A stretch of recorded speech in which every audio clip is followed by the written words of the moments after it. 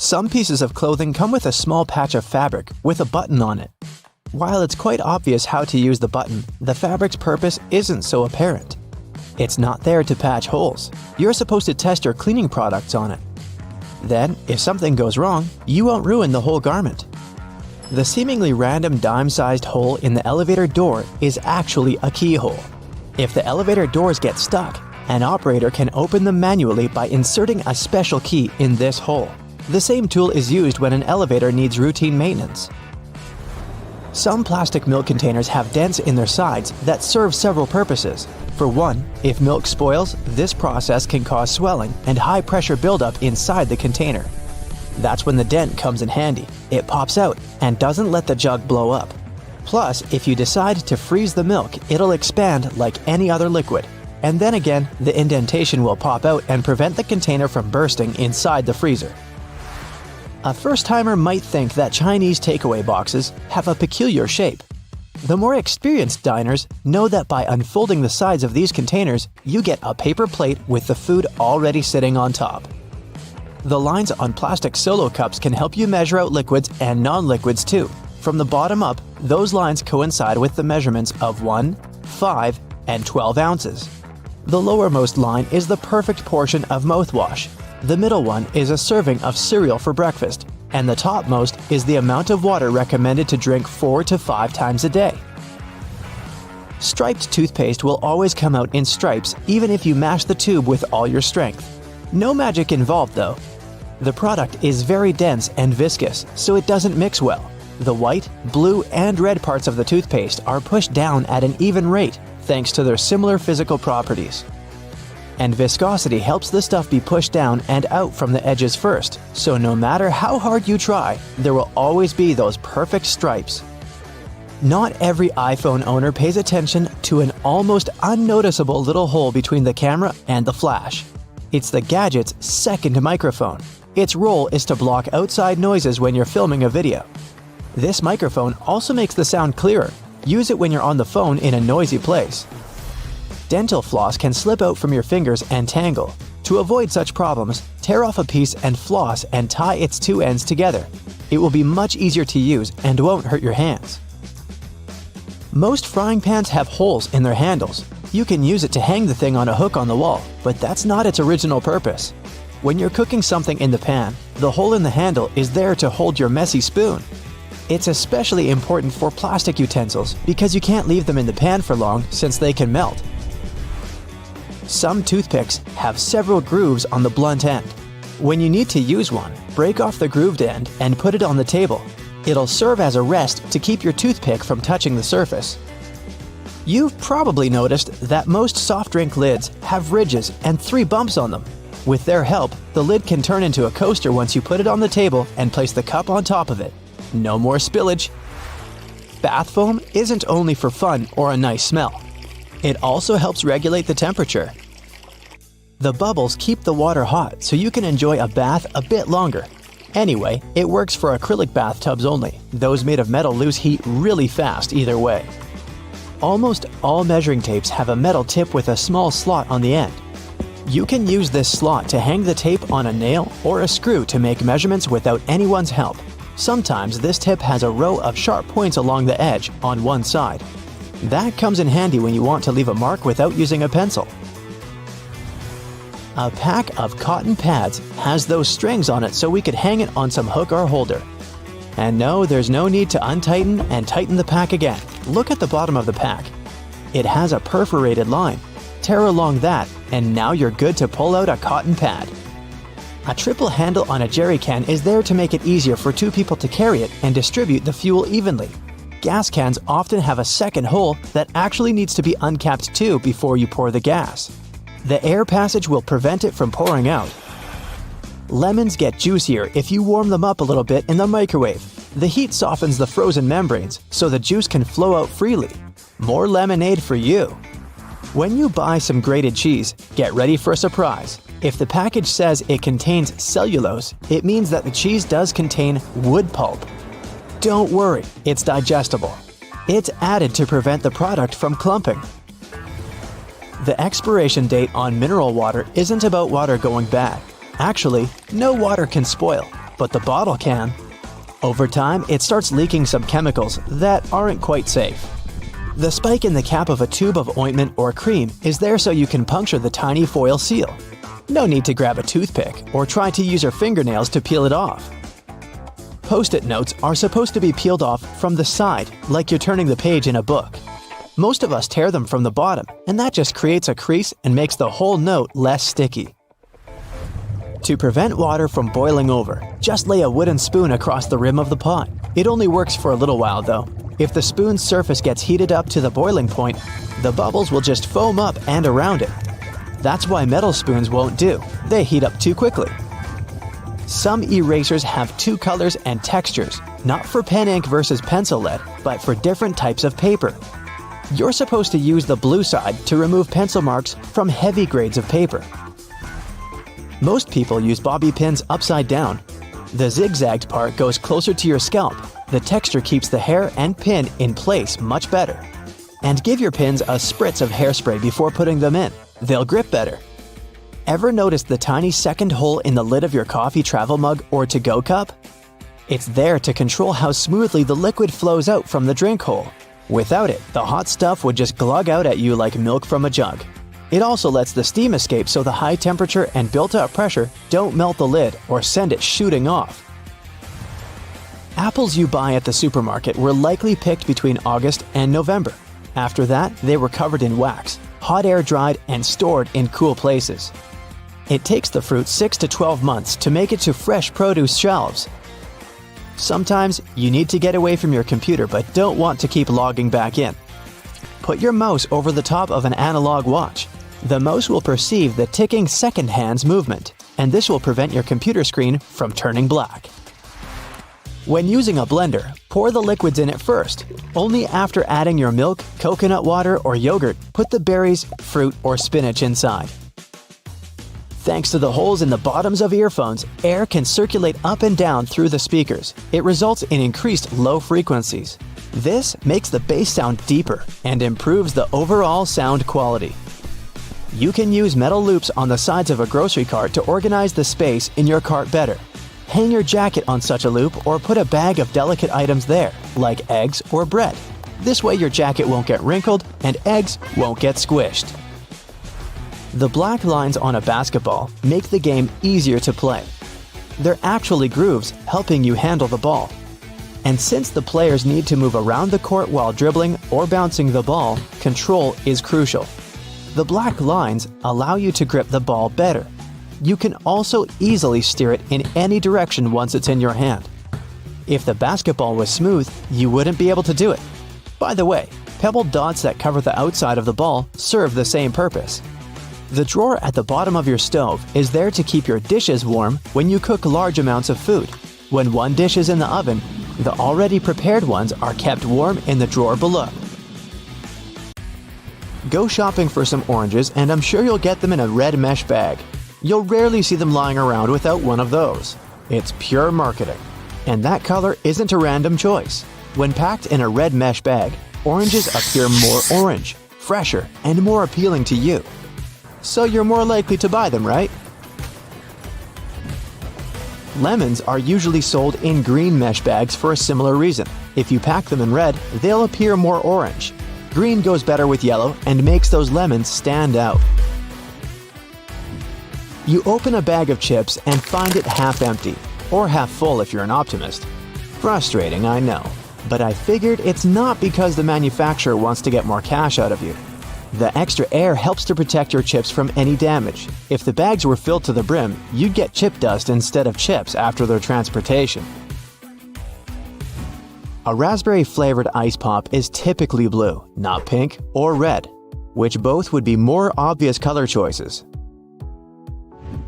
Well, imagine you're making a pack of popsicles. You can pick green for apple flavor, pineapple or lemon is yellow. There's strawberry, so it should be red. Cherry, well, red again. Watermelon? Red. And now raspberry. Yeah, red. But 4 reds are definitely way too many, and people won't tell the difference between them easily.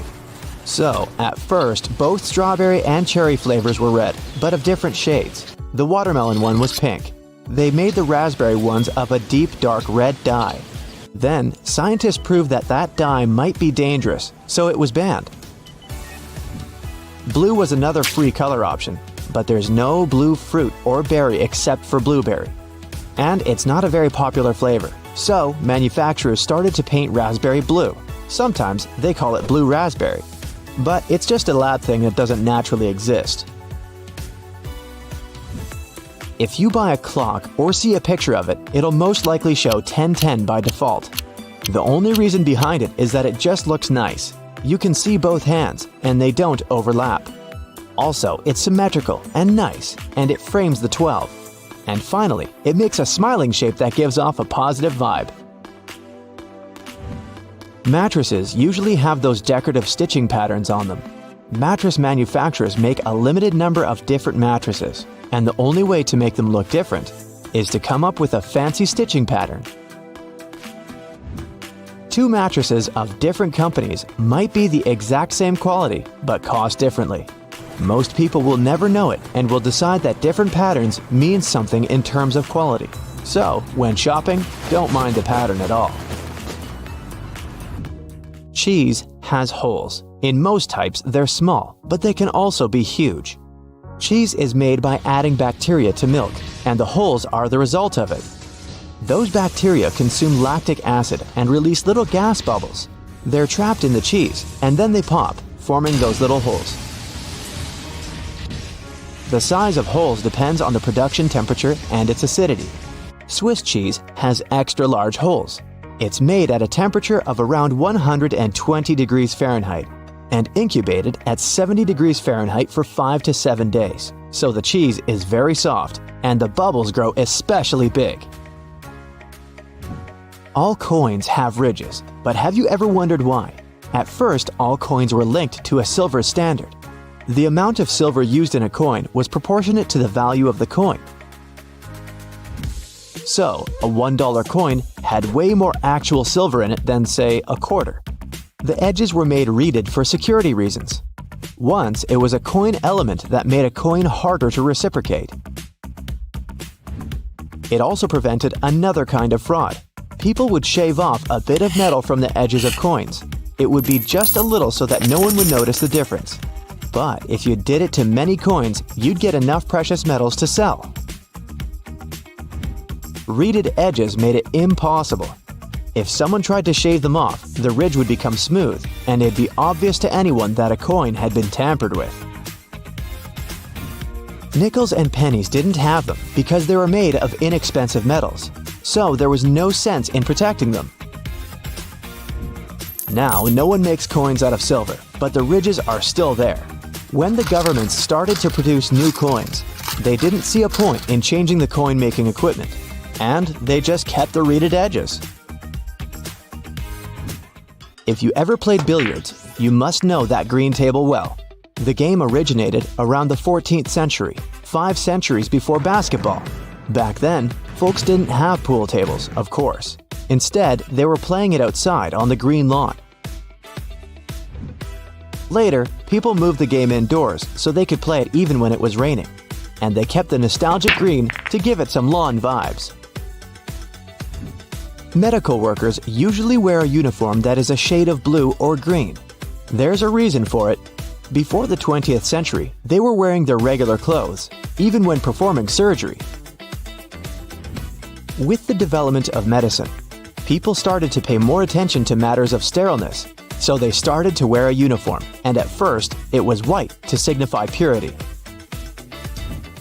The problem was that some stains were very hard to wash off from the white uniform. The color white would become greenish. So, it made sense to make the uniform green or blue. Besides, surgeons mostly focus on red colors during work. Blue and green are exactly the opposite side of the spectrum. So, if everything else is greenish-blue, the red becomes even more distinctive. Wash your hands with plain white soap, and you'll see some white foam. Wash them with a blue, red, yellow, green, whatever color, and the foam is still white. The reason for it is scattered light. Any light rays that falls on an object either get absorbed or are reflected back. Things that absorb all colors appear black. Those that reflect all colors are white. A red bar of soap is red because only the red color reflects back, and the other colors are absorbed. But once you produce some foam, it's made of many little bubbles. Each of them scatters light in different directions, so it looks white. Do you see something when you rub your eyes? These colors and shapes are called phosphenes. The reason why you see them is that when you're rubbing, you increase the pressure in the eyeball and activate the neurons of the retina that process visual information.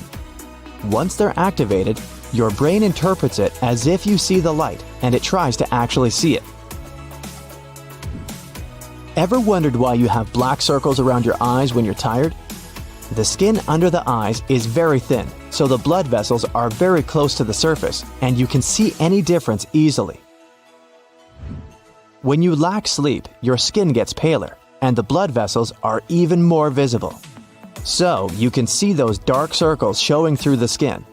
Also, with age, your skin naturally gets thinner, so that's why older people tend to have dark circles. But if you're young, try to get more sleep, and they'll be gone.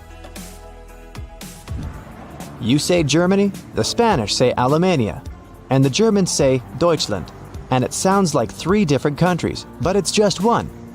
If someone's name is Olivia, she will be more or less of Olivia everywhere. So why do countries have different names in different languages?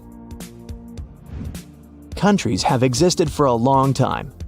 Back when people from different countries couldn't communicate and spoke different languages, they'd refer to some territory the way they referred to it, never agreeing with other countries, and the name stuck. A German tribe called Alemanni once lived in what's now Switzerland. So I guess that's why the Spanish started to call the land Alemania. Then the Germans were united and called themselves Deutschland.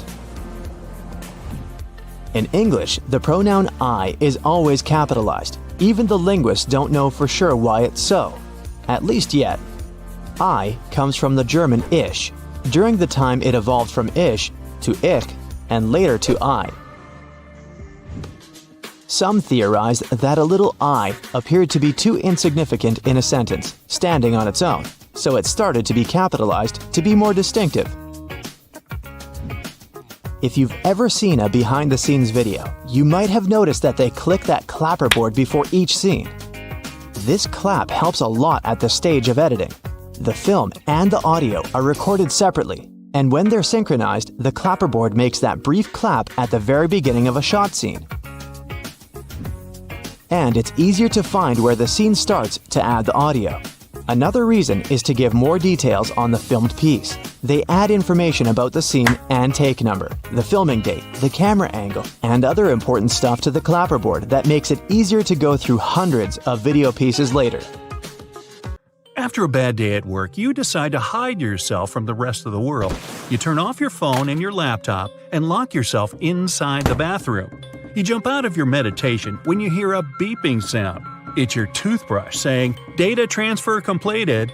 Your robot vacuum knocks at the door. Looks like it must be after you. Robot vacuums make a map of your home to get around and plan cleaning better. They can share this map with other gadgets via Wi-Fi and store them in the cloud. When advertisers get access to those maps, they can get an idea of your home size, your income level, and lifestyle to send the right ads your way. Vacuums don't have microphones, but their navigation systems can be repurposed to listen to your conversations. They map the room with a laser beam directed at objects. Sound waves affect that light. If you collect that data, you can convert it back into sound waves and identify what someone said. Headphones and microphones are based on the same idea. Headphones turn electrical signals into sound, and microphones turn sound into electrical signals. If you plug your headphones into the microphone jack, they'll work as a microphone. Bad guys learn to do it remotely without your consent. There's malware that retasks your computer output channel into input channel. It can record sounds from across the room even when the headphones are in their jack and the microphone is turned off and disconnected from the computer. Then it compresses the audio and sends it over the internet. There are computer mice that look like regular ones but have microphones and a built-in SIM card in them. The mics are so powerful, they can even record whisper and broadcast that audio in real time. To activate it, you have to call the SIM card number and it goes on silently. To deactivate it, you can send an SMS to the same number. Some employers confirmed eavesdropping on their staff using that technology. A smart toothbrush remembers every move you made with it and shares it with you when you're done brushing. It also connects to your iPhone or Android using an app and sends data on your brushing habits to your dentist. They can watch over your brushing process and give you tips on how to take better care of your teeth. Smartwatches, fitness trackers, and other smart wearables monitor your health and can determine if you're walking, running, or driving with their built-in sensors. If third parties get control over that data, they can also monitor your hand movements as you unlock your phone, enter your PIN code at the ATM, or your password at the computer. The gadgets are smart enough to accurately guess all that secret data most of the time. They can also find out the email address you used when you registered with the app to identify who you are. Pacemakers and other health devices send patient data over the internet. In theory, criminals could obtain it during transfer and change it to look like the patient needs hospital treatment. That would make them leave their home, and bad guys could take advantage of the situation. Smart toys that have cameras and microphones in them can record videos and sounds and send them to the toy maker. To keep prices on smart toys lower, they don't add expensive security mechanisms to protect that data. If cybercriminals get a hold of it, they can steal pictures, videos, or audio, and even identify GPS coordinates of the house. LED lights equipped with sensors and connected to video cameras can watch over and listen to conversations over a large distance. This technology was used at one large airport for security and comfort reasons. Cybercriminals went further and learned to use ordinary light bulbs for eavesdropping on conversations. To do it, they need a clean line of sight between a powerful telescope and the bulb of the right thickness. It won't work if you have drapes on your window. When you're talking or listening to music, there are changes in air pressure on the surface of the bulb and it's shaking a bit. A special converter can turn data on the sounds from electrical to digital. Internet-connected thermostats can be operated remotely, and that made them desirable for cybercriminals. They once got access to millions of debit and credit cards data through a large retailer's heating and cooling system. Other bad guys found a way to remotely lock smart thermostats' controls and demanded ransom to unlock them. Smart fridges can tell you when it's time to buy milk as they track your food preferences and have great connectivity. Smart dishwashers, coffee machines, washers, and dryers are also collecting and transmitting your data, even at moments you don't think they're doing it. Criminals can make use of that data to find out a lot about your schedule and guess when you aren't at home. Your voice assistant makes your life easier, but it must listen to you 24/7 to make that possible. They never record anything you say before you activate them with your voice. Everything that follows is stored in the cloud and can be of use for different companies. They can learn what music you like to listen to, what news stories interest you the most, and where you make your reservations. Some companies hire human reviewers to listen to commands to see if voice recognition works well and improve its accuracy. Xbox admitted they also hired people to listen to users' audio to improve voice command features. The problem is that it made some recordings by mistake and strangers were listening to personal chats. Home security cameras can take videos, pictures, and audio recording and upload them to the cloud without you even knowing. Manufacturers say it's done to improve object recognition. You can get access to that camera footage remotely using an app. There are programs that can guess a CCTV password and forward the video stream to a third-party computer. They can also get control over the camera and disable any signs of monitoring, like red light, so it seems inactive. Almost every car has an event data recorder that tracks information on its location, average speed, road condition, and even your preferred route. Your computer on wheels constantly streams that data to its manufacturer. They use it to try to prevent accidents and make other improvements. It's not clear who owns all that car-related information, so in theory, it could end up at a third party. Smart TVs run an operating system just like computers and also have a file system, cameras for video face recognition, and a microphone.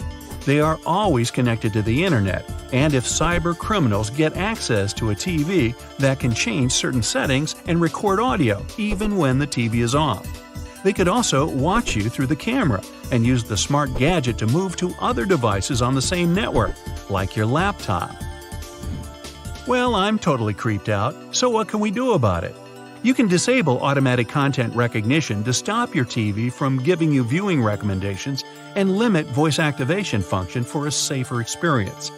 You'll find that option in General or Advanced settings under Viewing Information or Viewing Data. You can also disconnect it from the cloud altogether. Always change default passwords and usernames on new devices to secure your network. Make up a new password for every gadget every now and then. You can also split your modem and use one Wi-Fi signal for laptops, iPads, and the like, and the other for security cameras. Don't forget to turn off the Wi-Fi router when you leave the house to minimize the risk of a digital intrusion. Whenever possible, enable two-step authentication that demands physical access to the device to log in. Always install software updates as soon as the gadget manufacturer offers you to do it. Updates have patches for detected vulnerability issues. Cover your laptop camera with a dark-colored tape when you aren't using it. Delete your conversations with the voice assistant. You can do it at the manufacturer's website or app. Another option is to activate the Delete by Voice function in Settings. Then you'll be able to tell the assistant to delete what you just said or your last conversations. You can also mute the device when you aren't using it and choose not to send data to manufacturer to help them improve services. If you have a thermostat that connects to your voice assistant, tap the microphone icon on its screen and set voice control to off. You won't be able to activate it remotely, and it won't be able to listen to wake words and send your audio anywhere. Okay, have a nice day. What's hiding inside Coca-Cola cans and regular household batteries? Why do magnets affect breakfast cereals? Do crosswalk buttons actually work, or are they just useless decorations? What does that USB symbol really mean? I'm not sure I know the answers to these and similar questions, but I'm eager to learn the truth together with you. Let's find it out. Coca-Cola cans have a secret few people know about. Here's a Coke can. Let's submerge it in a highly corrosive alkaline solution. The aluminum dissolves due to a process known as hydrolysis, and we can see a plastic liner inside the can. It's made from a polymer or epoxy resin and serves as some kind of a protective barrier between the aluminum walls of the can and the rather acidic soda. Despite a popular myth, household batteries don't actually contain liquid, and if you accidentally cut them open, no toxic liquid will spill. Most of them are dry cell batteries, which are made of electrochemical cells. Those convert chemical energy into electrical energy. Larger batteries often house numerous small cells within them too. Even Tesla vehicle batteries consist of multiple small cells. When combined, they easily provide the necessary voltage. Most toothbrushes have differently colored bristles, but they aren't just pleasing to the eye. Those bristles, often blue, have a functional purpose. They're called toothbrush indicators, and their colors fade as you use the brush. The American Dental Association recommends changing your toothbrush at least 4 times a year. And by getting paler, these bristles help you figure out when it's time to replace your toothbrush.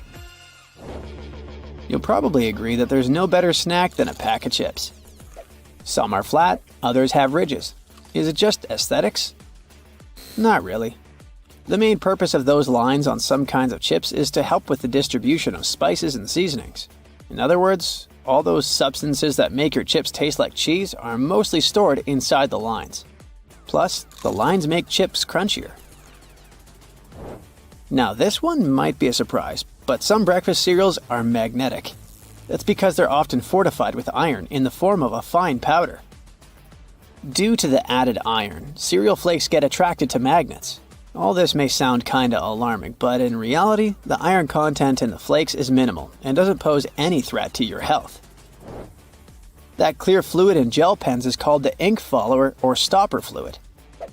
The gel in such pens contains pigment particles dissolved in a polymer solution. The main task of the stopper fluid is to be a barrier to prevent the gel from evaporating or leaking out. Without this transparent fluid, your gel pen wouldn't function. The fluid always stays in one position and doesn't get dissolved with the gel. Neither does it move backwards or flow out of the pen. Many pedestrian crosswalk buttons, namely in New York, are placebo buttons. They do literally nothing when you press them. Originally, they were functional after being introduced in 1964, but today, most of them don't affect traffic lights, which are programmed based on the real needs of the traffic flow. Why do such buttons even exist then? It's a simple psychological trick, providing you with an illusion of control. You might have noticed that movie theater seats are almost always red. This choice isn't random, it has strategic importance, which is rooted in visual science. The thing is, red light has a longer wavelength. It means that it's the first color to disappear in low light. It allows the audience to concentrate better on the screen once the movie begins. Such a design choice enhances the viewing experience by minimizing distractions. Speed bumps are crucial for pedestrian safety, but at the same time, they can seriously increase car emissions due to the non-stop acceleration and deceleration they cause. To address this issue, some cities like London are testing fake speed bumps. Those are optical illusions painted on the road. They look raised from a driver's perspective, but in reality, they're flat. Authorities hope that this approach will slow down drivers without having a negative impact on the environment.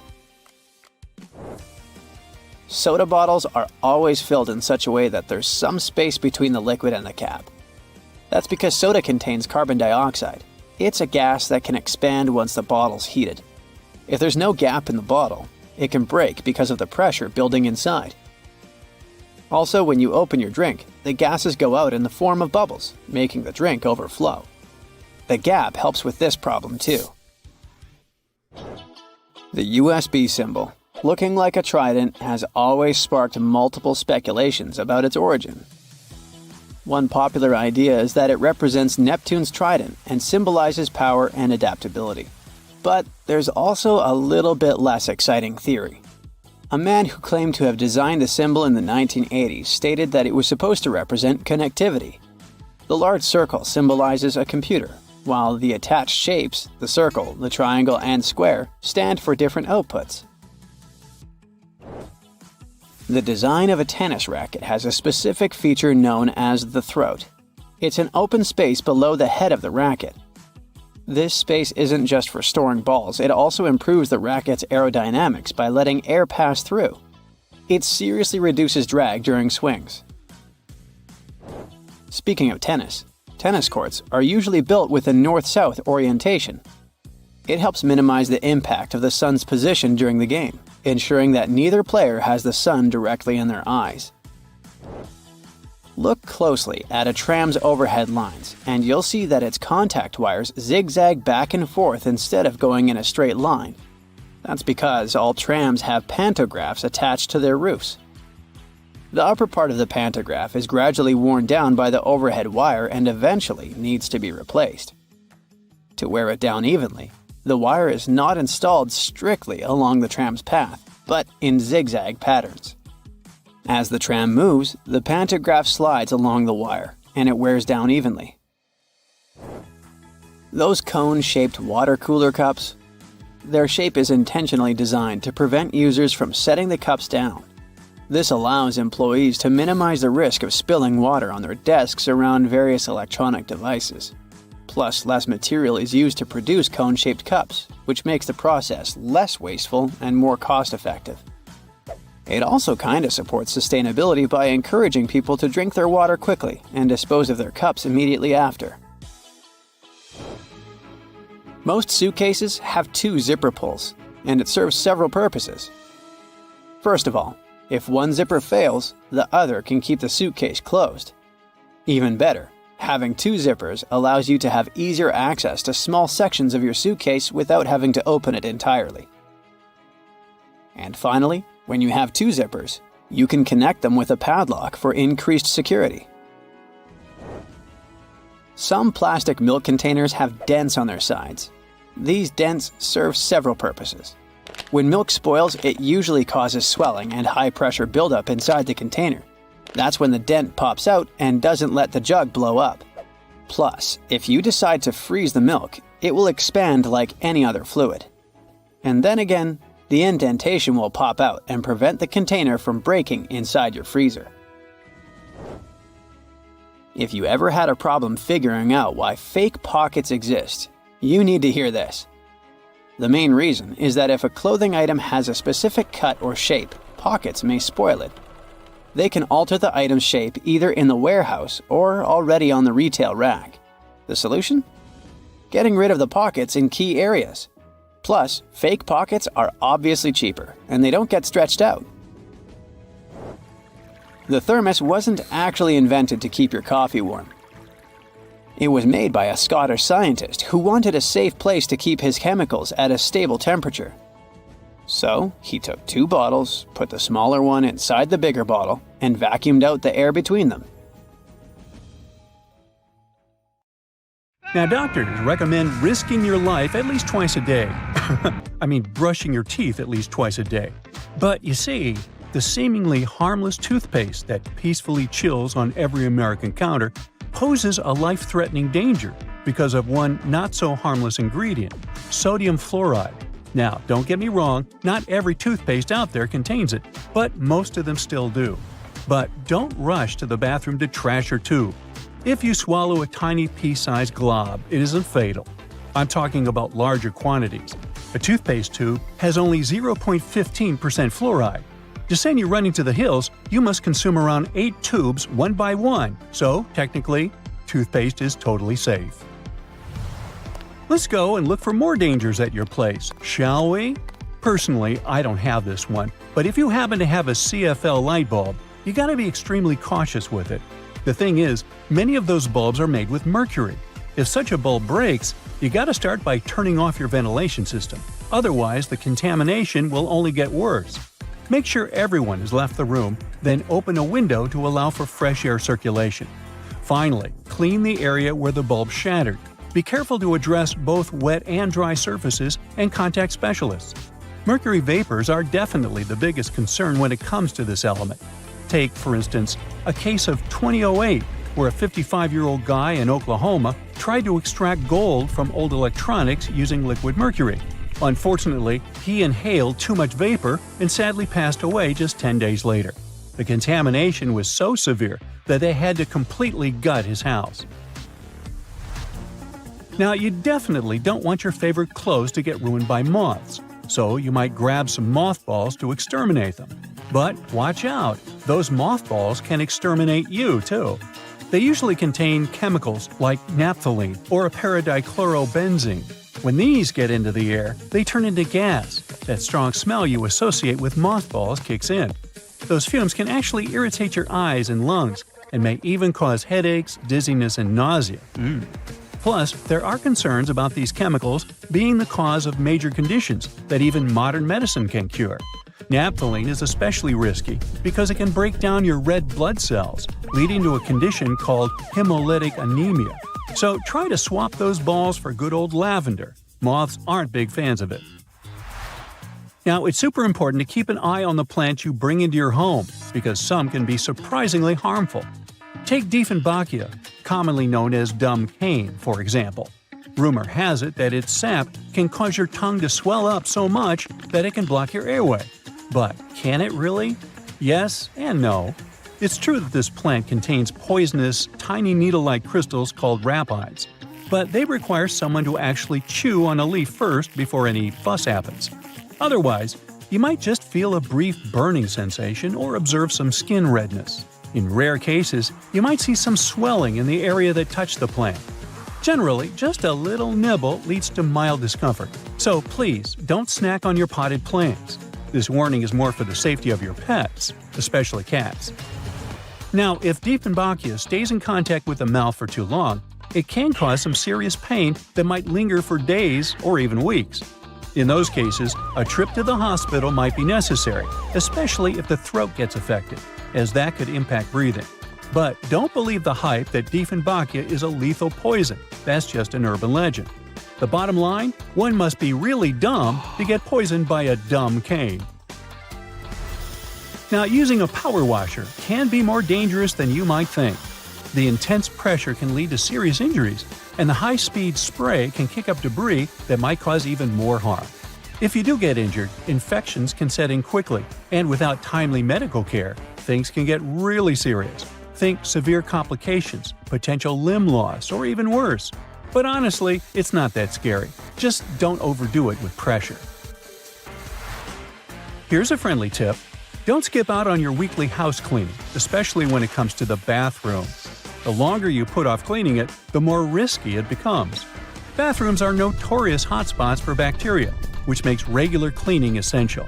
You definitely don't want those unwelcome guests like norovirus, E. coli, salmonella, or even Staphylococcus aureus hanging around, along with those molds and mildews. Just put things into perspective. An average toilet seat can host over 200,000 colony-forming bacteria.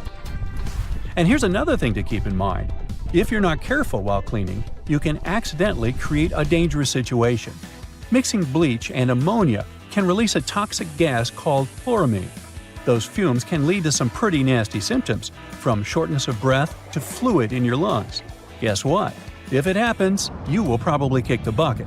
And I'm not talking about the one you use for cleaning the floors in the bathroom. On a sweltering summer day, having air conditioning is definitely a blessing. But don't let that trick you into thinking there aren't risks involved. If your AC is on the older side, it can lead to various issues. For example, the ductwork and filters can trap harmful mold, bacteria, and allergens. If those aren't addressed, folks in your home might end up dealing with coughing, wheezing, or a stuffy nose. Plus, an aging AC unit can pose a fire risk. Older components tend to generate more heat as they try to keep up, and if they're not replaced, you could end up with a potential fire hazard. Faulty wiring is another concern, as many wires are tucked away in hard-to-reach spots, making them tough to inspect. So, if you have an older AC, it's a smart move to have it cleaned properly and ensure that its parts and wiring are up to date to avoid any fire risks.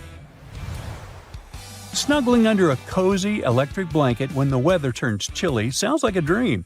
But if electric blankets get too hot, they might lead to burns. This risk is particularly significant with older models that don't have an automatic shutoff feature. So the best way to use such a blanket is to warm up your bed and then turn it off before you crawl in. There's also the concern of heat stroke, linked to the use of an electric blanket.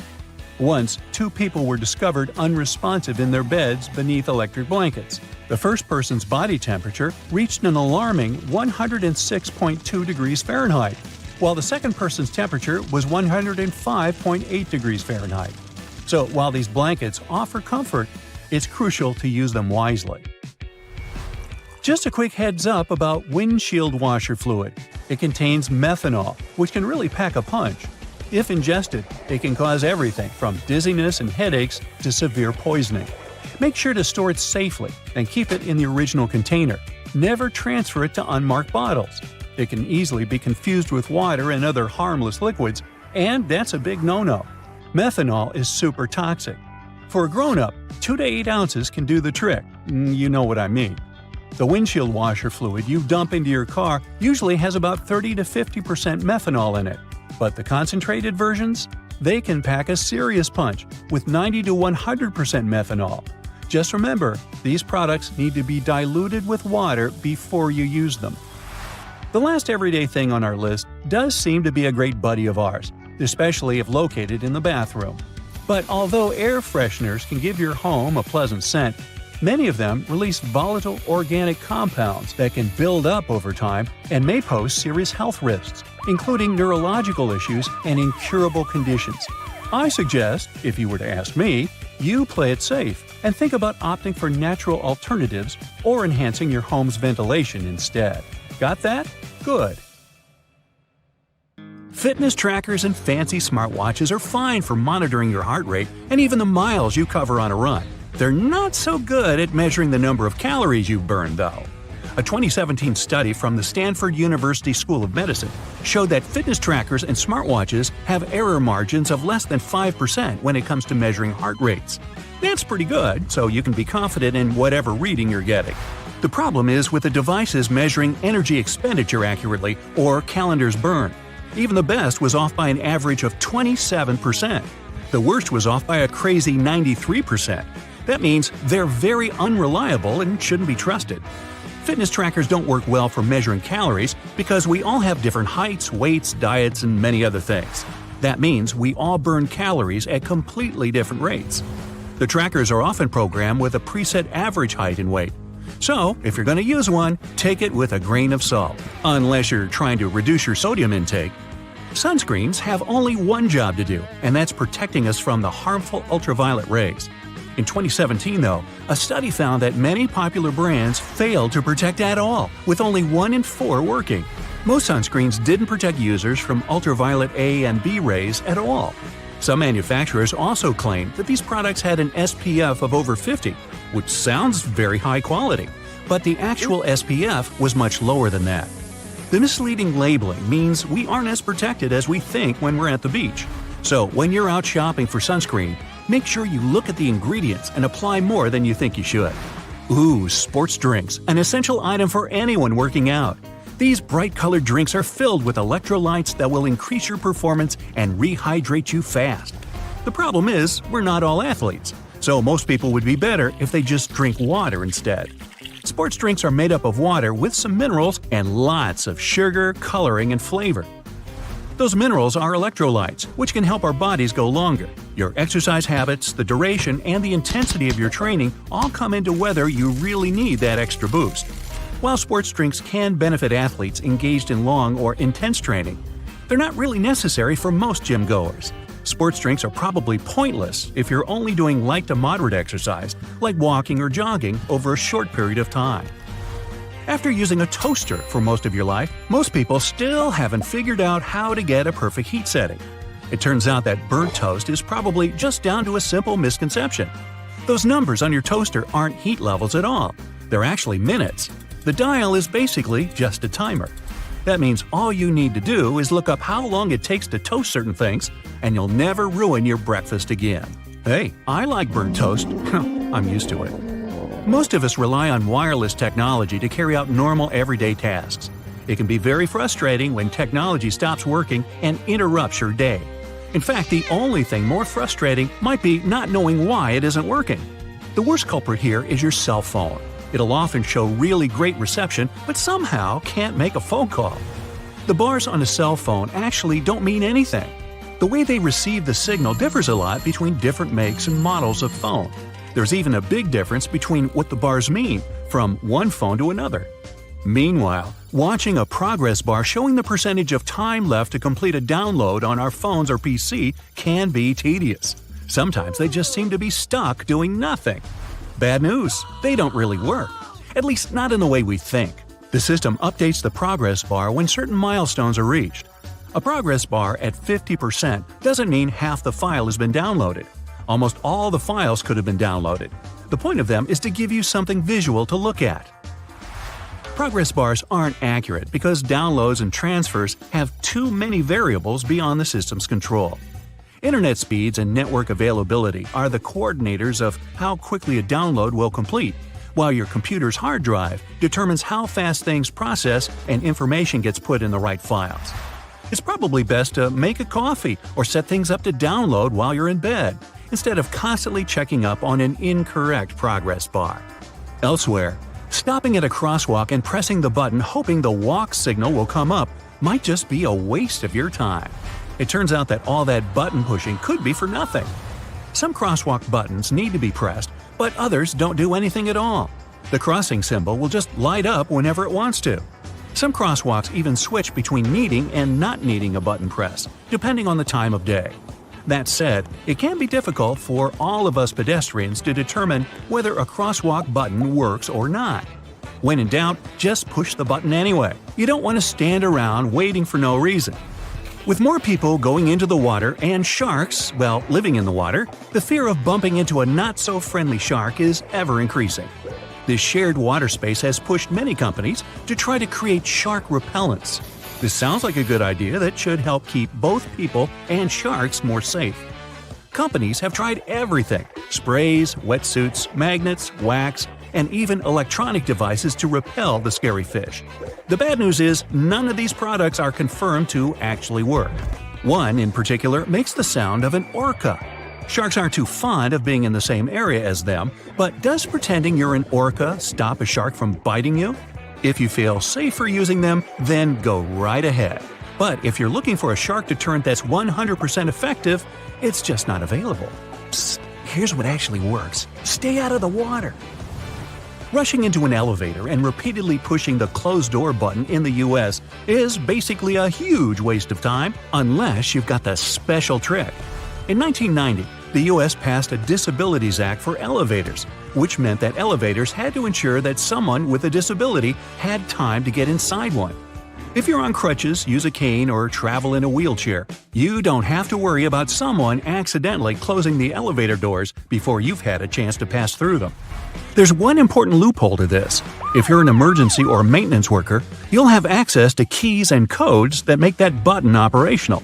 This is just another example of a placebo button you're invited to push, just to make you feel like you've done something. That impatient finger poking isn't doing anything. Getting a bit warm or cold in the office? Better adjust that thermostat. Unfortunately, in the vast majority of office buildings, the system controls are kept inside air ducts, not on the wall. Technicians install dummy thermostats to give workers the illusion that they're dramatically changing the air conditioning or heat. Some are set to change 1 or 2 degrees, but they're often not connected to anything at all.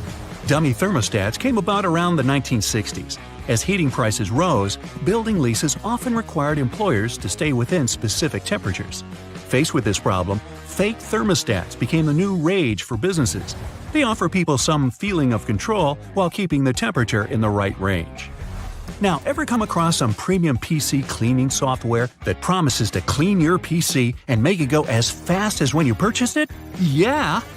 These third-party PC cleaners are often made to seem like they really work, but they usually don't do much of anything at all. They'll detect non-problems and list them as problems.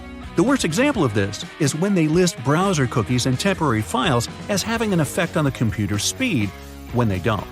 It's better to stick to the operating system's built-in cleaner. It'll work fine if you ever need to clean your computer and save you having to splash out on one that does pretty much the same thing. Well, that's all I got. Time to burn some toast.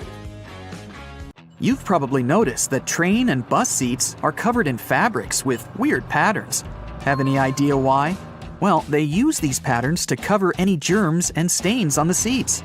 The brighter the color and the more patterned it is, the harder it will be for passengers to notice any stains and get grossed out.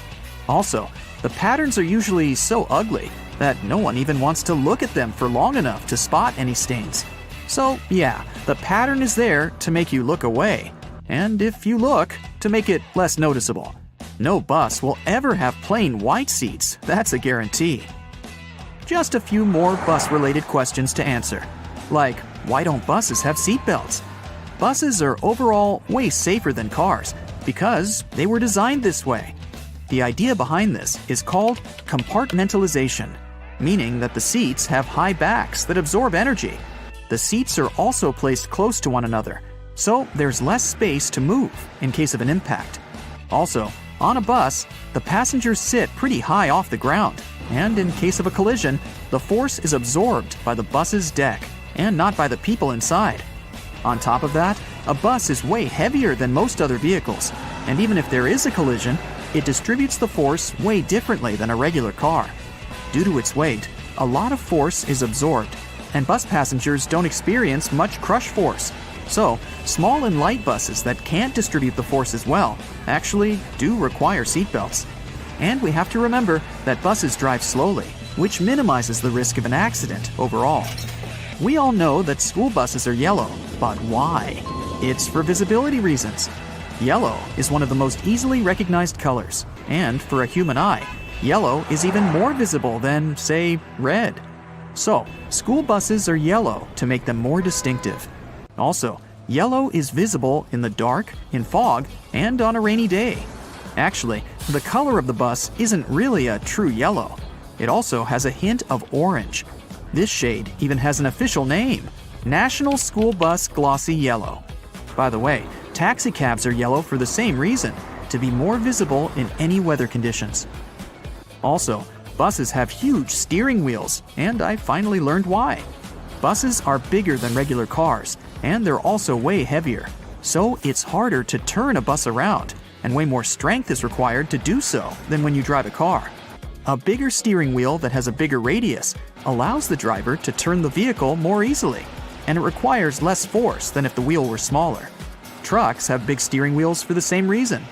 But have you seen those stuffed toys that some trucks have attached in front of them? Turns out, it's just a way for truck drivers to customize their vehicles. It's like a mascot that speaks about the truck or the driver. It's also a way to communicate to the world that the truck driver isn't all scary and tough, but a soft and harmless person that you shouldn't be afraid of. At least, that's how some truck drivers explain it. In Asia, there's also a belief that road accidents are caused by ghosts, and hanging toys are a way to distract the ghosts from causing harm to the truck. Ever been on a road trip? If you're not the driver, all you have to do is just sit in one place and do basically nothing for hours. Doesn't sound like a hard task, but some people find it terribly exhausting, and because of this, they resent road trips. Why do they get so tired? Well, sitting in a car isn't like sitting in a chair. The brain doesn't relax. Instead, it controls everything that's going on, accounting for movements and making sure that you maintain the right posture. Your brain is constantly working, exchanging bits of information with your muscles, so your body is working. Some people get tired because of this. If you aren't doing much, it doesn't mean that your body isn't doing much. Train rides are way more tolerable because trains don't stop or change speeds as often as cars do, so the body is more relaxed, and train trips are way more tolerable for people who aren't fans of road trips. Another mystery is why it's way harder to stand still in the same spot for 30 minutes in comparison to, for example, walking for 30 minutes. Again, it sounds like you're not doing anything when you're standing, so why is it so tiring? Well, standing is a pretty hard task for your body. When standing, the muscles in your legs work very hard to support the mass of your whole body. If you're standing, there are not many muscles working, and only a few of them have to do all the work. When walking, there are more muscles working at the same time, so it's easier. Also, when standing, both of your legs are working without stopping. But when walking, each of them gets a tiny break each time you step using the other leg. Why is it that the same book can have different covers? There are several reasons for this. First, the cover may vary because of the target audience. An edition of a book that is being marketed to older people is usually different from the edition aimed at younger people, with the one for younger people usually being brighter and cuter. The cover can also depend on the country the book is being sold in, trying to attract as many buyers as possible based on the tastes of the population. Next, books vary from edition to edition. At first, a book is printed in hardcover in small quantities to see how it'll do on the market. If the book is a relative success, there is another edition printed, often in trade paperback. The design of the cover is usually updated with every edition. Also, if a book has a movie based on it, there is usually another edition that follows. This edition will take advantage of the movie and use a movie scene as the cover, making it recognizable for people who saw and liked the movie, and encouraging them to buy a copy of the book. Most books are printed on yellowish paper, and few have plain white pages. But why is that? Unless it's a mass-market paperback edition with paper that's the same quality as a newspaper, meaning bad. It's done with good quality paper. Don't let the yellow hue confuse you. It's usually called cream, and it's a preference for any book because it's less tiring on the reader's eyes. The plain white paper is bleached, and it reflects a lot of light, so it can be exhausting to read for a long time. So, that yellowish paper is the best paper, and publishers regularly use it. Another thing about books is those blank pages they often have at the very end. Their number depends on the number of pages in the book. The thing is that books are printed in signature. A signature is a group of pages that printers fold together and cut to make a book. A signature can have a different number of book pages, with the minimum being 4 and then with other numbers divisible by 4. So, A book that is 300 pages long in total will fit in perfectly, and there will be no blank pages left. But if a book needs 303 pages, it'll need an additional signature, and the extra pages will remain blank, often marked with the word "Notes" or with the message, "This page is intentionally left blank," to let the reader know that there's no important information missing. Ever wondered why most doctors have sloppy handwriting? No, there's no class in medical colleges on bad handwriting. The reason why it's so common is that doctors are always in a rush, and they write as fast as possible to keep their momentum, so there's no time to care about writing nicely. Also, keep in mind that you're not the only person who they write a prescription for over the course of a day. Doctors do a lot of paperwork, working for 10 hours straight, and they're just too tired most of the time to give you a properly written note. Have you noticed that most songs, in general, last somewhere between 3 and 4 minutes? Well, originally, songs were being played on a phonograph record player from a vinyl record, which was spinning at 78 revolutions per minute. So, the size of the vinyl record basically determined the length of the song.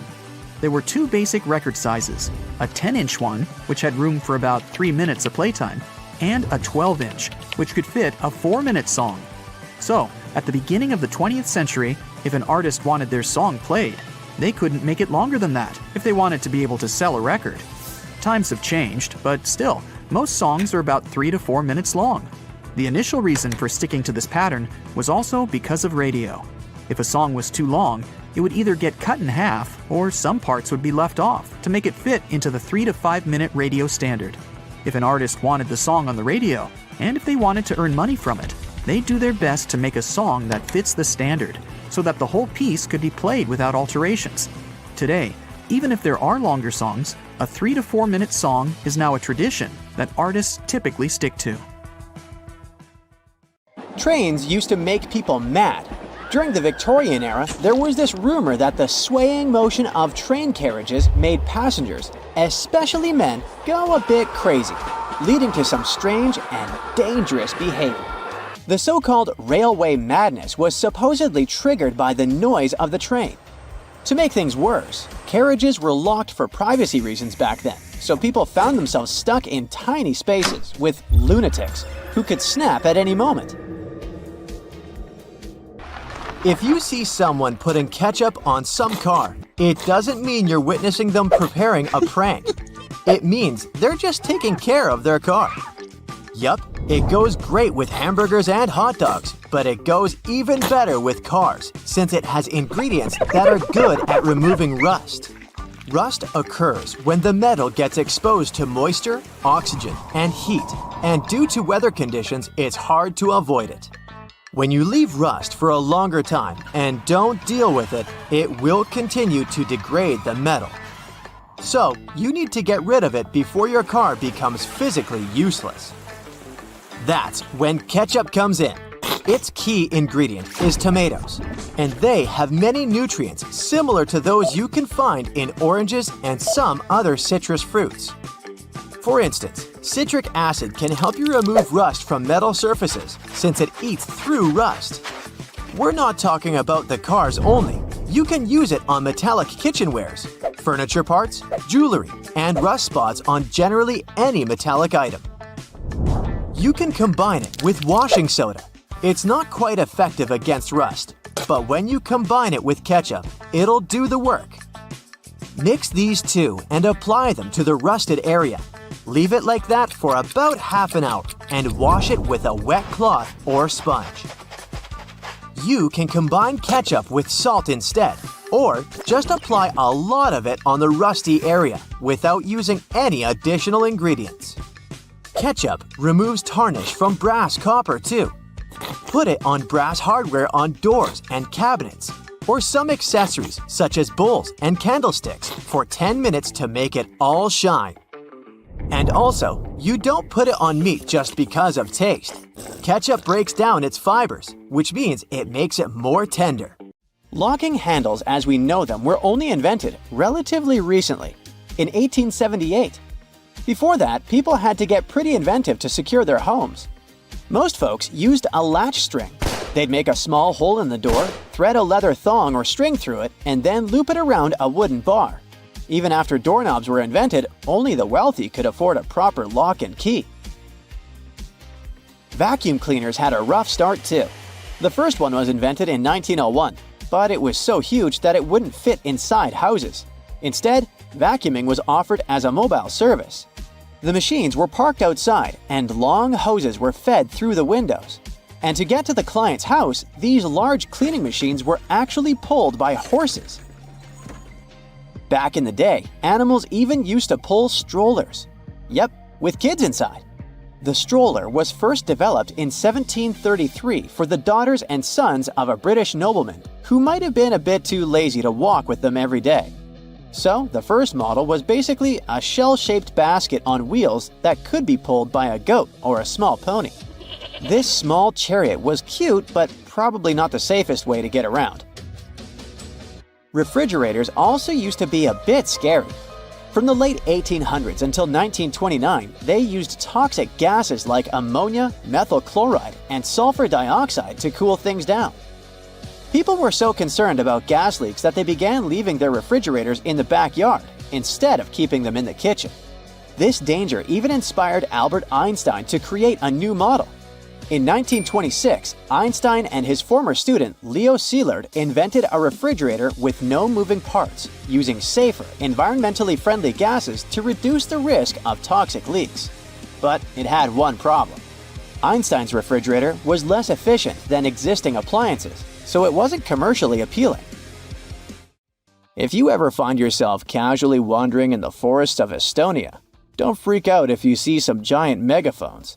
These wooden acoustic giants were set 3 hours away from the country's capital by interior architecture students. That's way cooler than the hamster roller coaster I once built for a science fair, I have to admit. More than half of Estonia is covered by woods, and they're pretty proud of this natural wealth.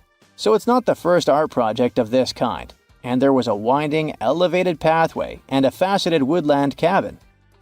The idea of the megaphones is to crank up the natural sounds of a forest and also to serve as a rest spot for hikers. These wooden beauties are large enough to host several people. And hey, if you walk this far into the woodland, you'll be thankful for this. The students were given a task to invent some concepts of a forest library. They built the megaphones off-site and brought them to their permanent spots. They're set in such a way that sounds from 3 directions meet in the center and create a cool, natural surround sound effect. Thankfully, kitchen supplies, including our beloved grills, have come a long way. Back in the 1950s, a metalworker named George Stephen had a brilliant idea while trying to create the perfect steak. Frustrated with flare-ups and uneven cooking, he decided to cut an old ocean buoy in half. This allowed him to control the airflow better. And that's how the Weber Kettle Grill was born, changing backyard barbecues forever.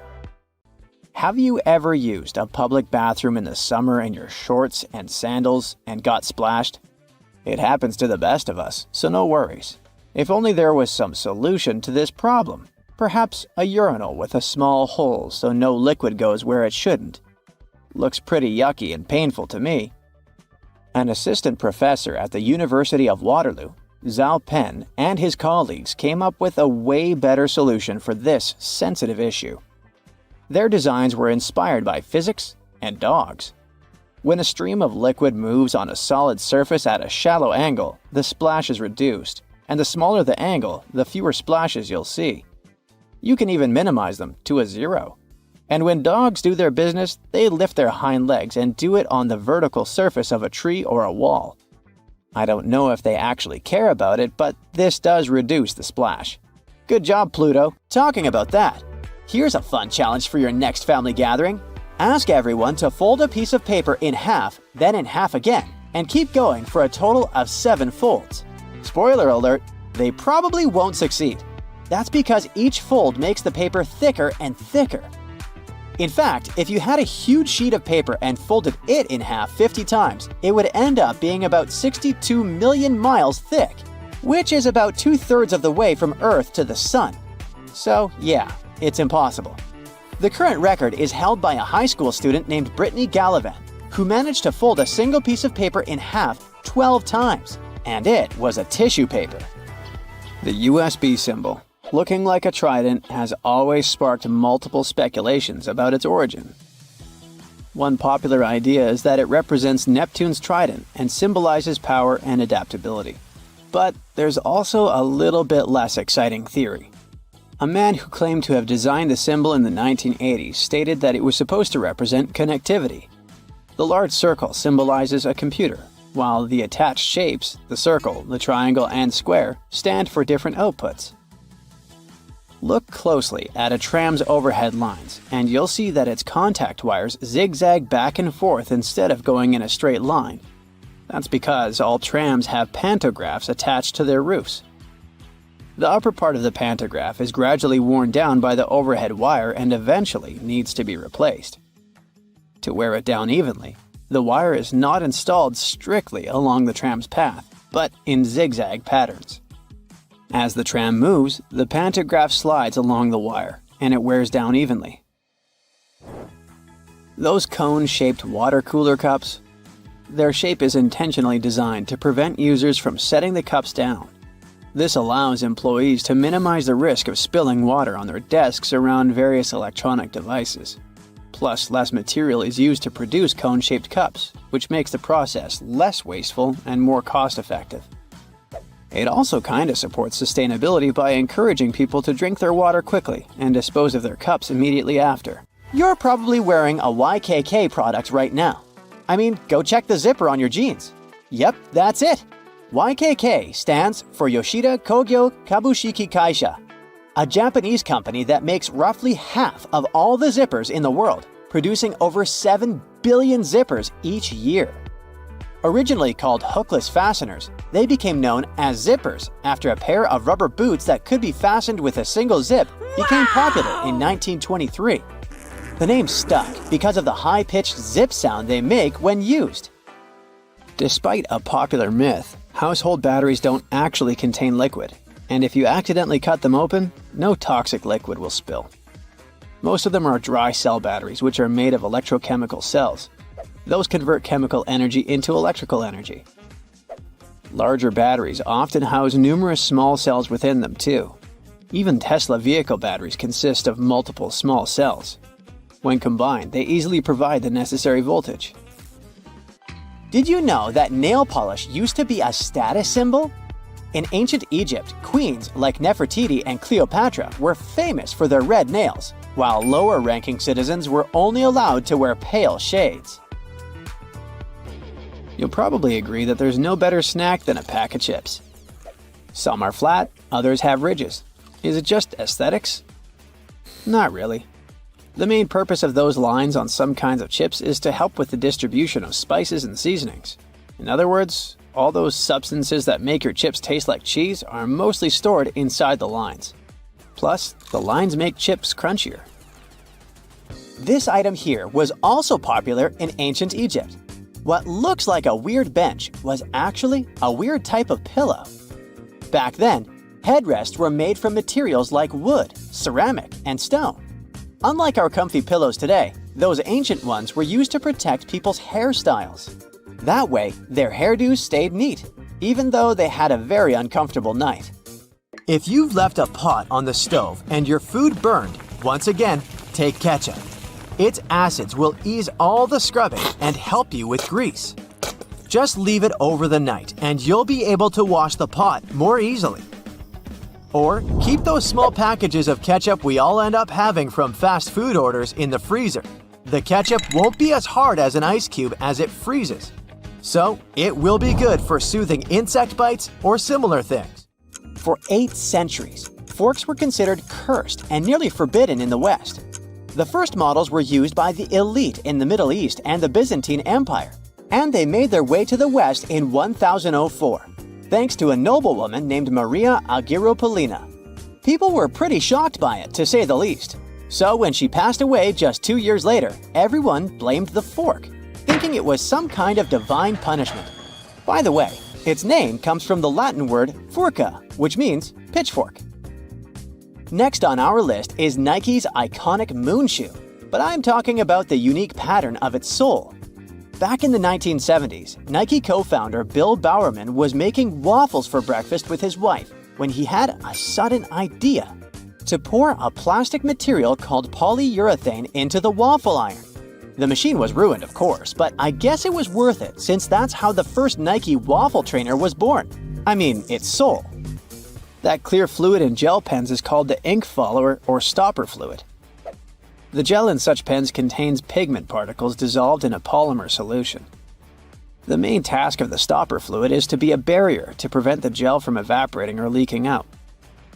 Without this transparent fluid, your gel pen wouldn't function. The fluid always stays in one position and doesn't get dissolved with the gel. Neither does it move backwards or flow out of the pen. Let's move on to another favorite snack, popcorn. These days, cinema and popcorn go hand in hand, but it wasn't always this way. In the 1920s and 1930s, movie theater owners were hesitant to allow snacks in their theaters. They were worried about the mess and the crunching noises interfering with movies. Plus, popcorn used to cost only 5 to 10 cents, so they didn't see any financial benefit. But savvy street vendors saw a big chance. So, they got their own popcorn machines and started selling them outside theaters. That's why popcorn probably became the original clandestine movie snack, and theater staff would even have to check if people were hiding bags of it in their coats. Have you ever helped your friends move into a new apartment in a building without an elevator? Then you're gonna love this one. Houses in Amsterdam have hooks on top. This is a medieval invention for pulling stuff up the houses. The simple tech consisting of a wheel and a rope still functions now, centuries later. Why not just use the stairs? Well, if you get inside one of those narrow Amsterdam buildings, you'll see there's hardly enough room to comfortably ascend, and you can forget about even trying to pull a table on top. Back in the medieval ages, pretty much like now, only rich people could afford housing around the canals in the best parts of the city. Those people were mostly traders and used the canals for their business. They stored goods in the same houses they lived in, and with regular floods, they had to find a way to keep the goods dry.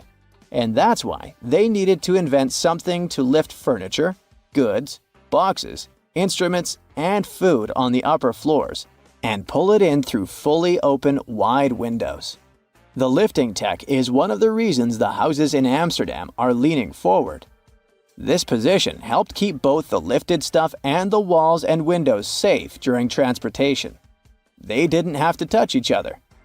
The gables also assisted in the process and had to be made firm to withstand all the heavy weight.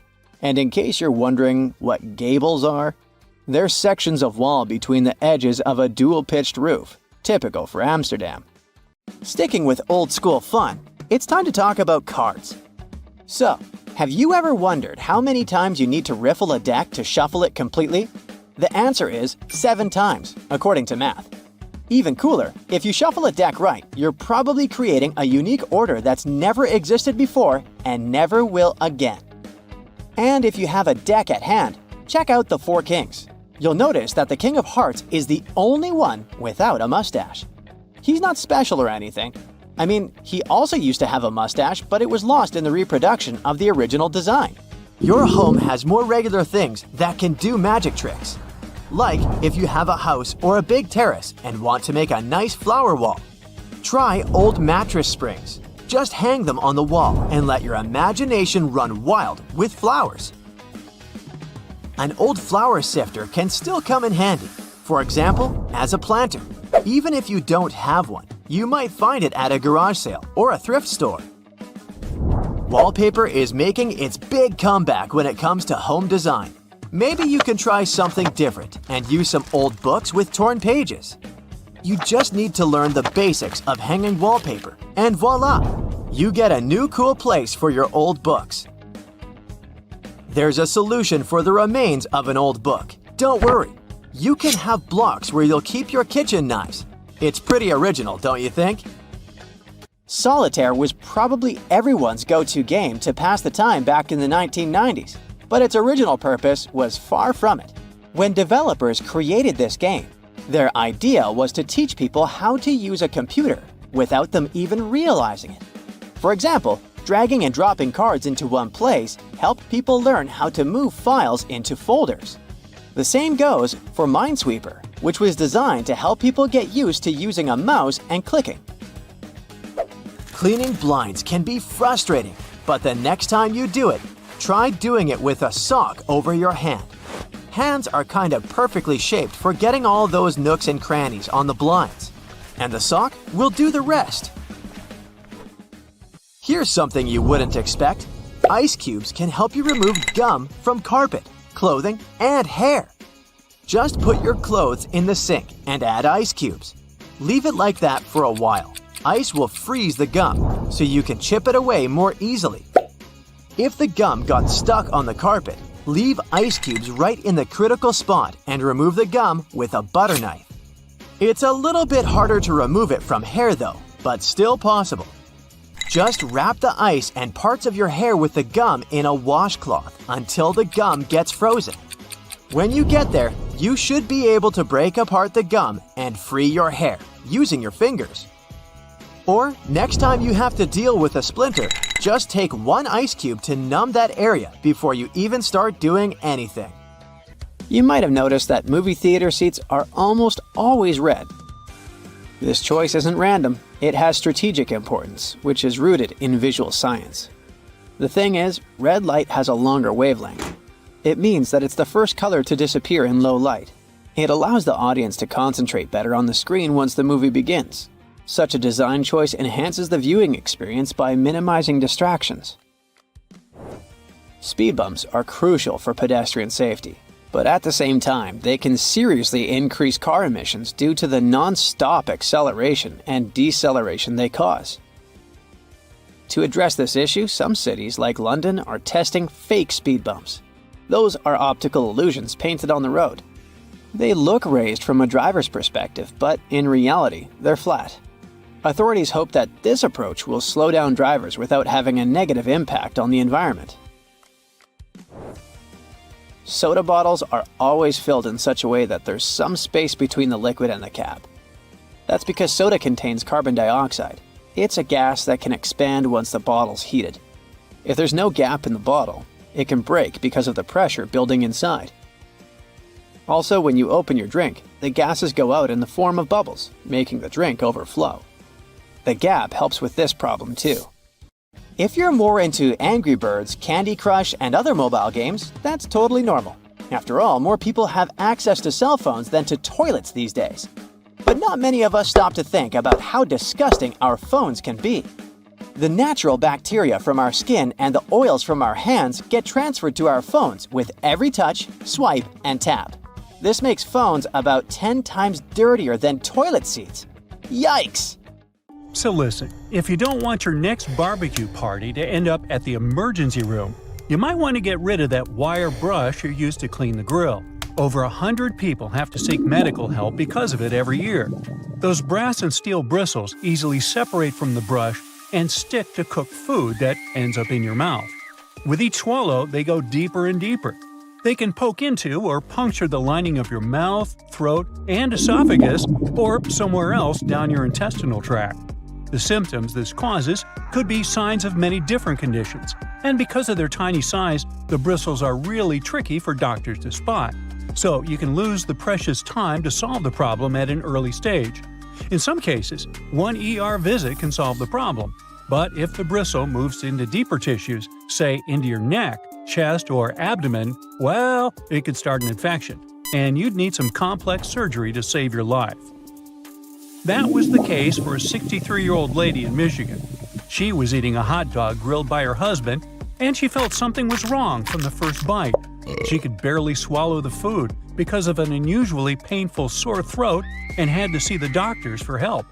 They sent her home after an inspection, but the symptoms only got worse and worse. A CT scan several months later showed the problem was some tiny metallic object that looked like a piece of hair at the back of her throat. The doctors were able to remove it during surgery. So, to play it safe, take good care of your wire grill brush and inspect it before putting food on it. If you see any loose or dangling wire bristles, get rid of them. If this sounds like too much work, just toss that brush altogether. There are some safe alternatives to it, like wooden panels, pumice stone, nylon bristle brush, or liquid grill cleaner. You can also roll a piece of aluminum foil into a ball and use grill tongs to hold it while you're scrubbing your dirty grill grates. Cooking pros say an onion cut in half can also do the job. The caterpillar that arrived at your barbecue party as an uninvited guest might seem cute and harmless, but not all of them are safe to pick up and play with. There are several types of venomous caterpillars in the US alone that can give you a hard time. Any brightly colored caterpillar that has a spine, bristles, or looks fuzzy could be venomous, and you're better off not touching it. Many caterpillars are equipped with hairs or spines, which are connected to poisonous glands. They often hide on the underside of the leaf, so you could easily miss it. So, when you're doing some work in the garden, it's a good idea to wear gloves and clothes with long sleeves. Your skin will thank you for it. If you get stung by accident, use any sticky tape to remove the hair or spines, and then just wash the affected spot with soap and water. If you plan to go swimming or boating to cool down after the party, remember that algal blooms aren't just a freaky splash of color in the water, but a real problem. They are toxic and can cause a lot of trouble for you and your pets. The symptoms will be less than pleasant, and will involve you spending a great deal of time in the bathroom. Algae bloom means there are plenty of bacteria in the water, so don't swim in it and don't drink the water, no matter how thirsty you are after all the swimming. And if you happen to get some ingested water on your skin, take a long shower with clean water immediately. The media should report cases of dangerous algae blooms in your area, so make sure to check it before you hit the nearest lake. Wild parsnip might not appear in your summer nightmares, but this yellow-flowered plant can do some really mean things to your body. It contains a substance called solarin, and when you accidentally touch it and then enjoy a walk in the sun, the effect it will leave on your skin will be as nasty as the name Sorolin. And you could have dark red or brownish discoloration on your skin for months after your unwanted rendezvous with the plant. It's mostly active and mischievous between May and July, so watch out. Alright, a garden hose must be completely safe as, unlike the grill brush, it doesn't have any small metallic parts, right? Well, when you leave it hanging out in direct sunlight, the water inside can heat up to 120 degrees Fahrenheit. If you spray someone with water this hot, their skin won't love it. It's especially dangerous for youngsters and pets. So, if you see someone blissfully unaware, grab the hose, take it from them by force if needed, and let the water run for a few moments before you let anyone play with the hose. It's for their own good. The intense sun can also heat up all the bad chemicals the hose itself contains, like lead and phthalates. So, check what yours is made of and replace it with a safer version that's labeled lead-free or drinking water safe if you plan to use the water for drinking or playing. And if you already have a safe version, but suddenly smell a terrible odor, it could be the algae and bacteria that just love stagnant water. If it comes into contact with your skin, or you swallow it by accident, you could have some serious health problems. The best you can do is replace the hose. And yes, make sure you keep it in a cool, shaded area and drain it well after every use. Now, you're never too old to love the trampolines, but the trampoline might not love you back and give you a spinal injury or broken bones. Almost 100,000 injuries like this with young users happen every year because they're so easy to fall from or land in the worst possible way during a somersault or a flip. The biggest risk of trampoline trouble is when more than one person is using this fun contraption. Nearly 75% of all accidents with trampolines happen when two jumping youngsters crash into one another. And no, some netting or padding really can't save the day.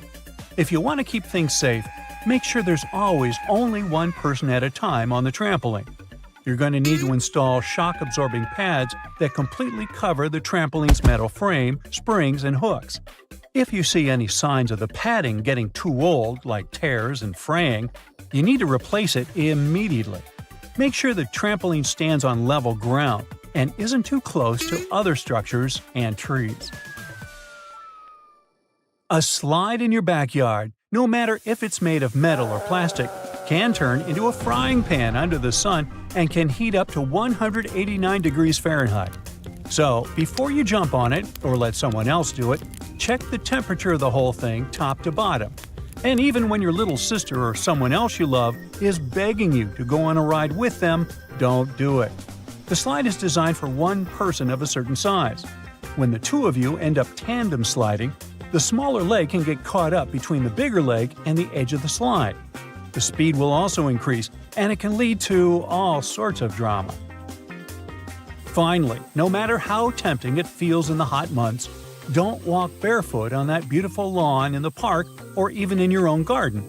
You never know what's hiding in the grass, and if you step on something sharp, like a rusty nail hiding in the grass, you'll get yourself into a lot of trouble. Flip-flops aren't the best idea for everyday summer shoes either. They rarely come with arch support and can make you take shorter steps and put more stress on your body. It's just not good for your feet, joints, and muscles. Otherwise, have a great summer!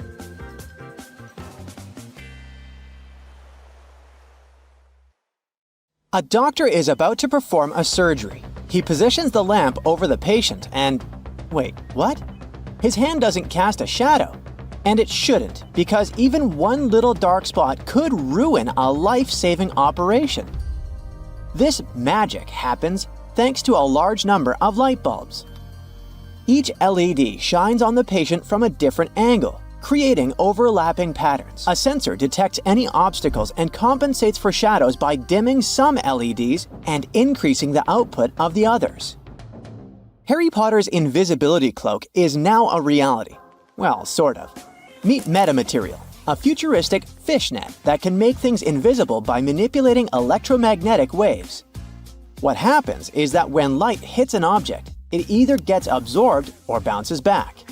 Either way, it makes the object visible. But with metamaterial, instead of absorbing or reflecting light, it bends it around objects, making them invisible to the unaided eye. The bad news is that, for now, it only works with specific wavelengths of light, like radio waves. So this invisibility cloak doesn't work with visible light, the things we can actually see, just yet. In Sweden, two women managed to create an invisible bike helmet. Well, okay, maybe not that invisible since you have to wear this thing around your neck for it to work. This neck piece has a sensor with a special algorithm that can distinguish between regular biking and a crash. So, if a cyclist is wearing this and gets into an accident, the sensor automatically activates and inflates the neck piece with cold helium gas, instantly deploying the helmet that looks like a head airbag. And if you're worried about the helmet tearing after hitting the ground, don't be. It's made of super strong nylon fabric designed to handle pretty much any strong impact. Well, it seems we're not quite masters of invisibility yet, but transparency is a different story. Back in the 90s, a botanist in Germany managed to create a see-through wood. This invention was almost forgotten for decades, but recently, a group of researchers upgraded the material to make it tougher than glass. Regular wood is like a bundle of tiny straws held together by a natural glue called lignin, which gives it strength and color. To make wood transparent, scientists remove or bleach lignin, leaving a white, skeleton-like structure. Then, they fill these cells with a clear substance like epoxy resin, making the wood see-through. But don't worry, you won't be walking into forests full of invisible trees anytime soon. The idea is to use this technology to create things that need to be tough, like windows and smartphone screens. Seeing things that aren't really there, like holograms, is seriously bizarre. This technology is basically like watching 3D images of real objects, but without the need to put on those old-school 3D glasses. To create a hologram of a flower, for example, you start by pointing a laser at a special mirror. This process will split the laser beam into two parts. One part bounces off another mirror, illuminates the flower, and then hits a photographic plate. The other part of the beam bounces off a different mirror and goes straight onto the same photographic plate. When these two beams come together, they make a 3D picture of the flower. So basically, a hologram is an optical illusion of epic proportion. Levitation is probably the greatest magic trick of all time. While magicians typically use optical illusions to make things appear to rise and hover in the air, science can actually achieve it in the real world.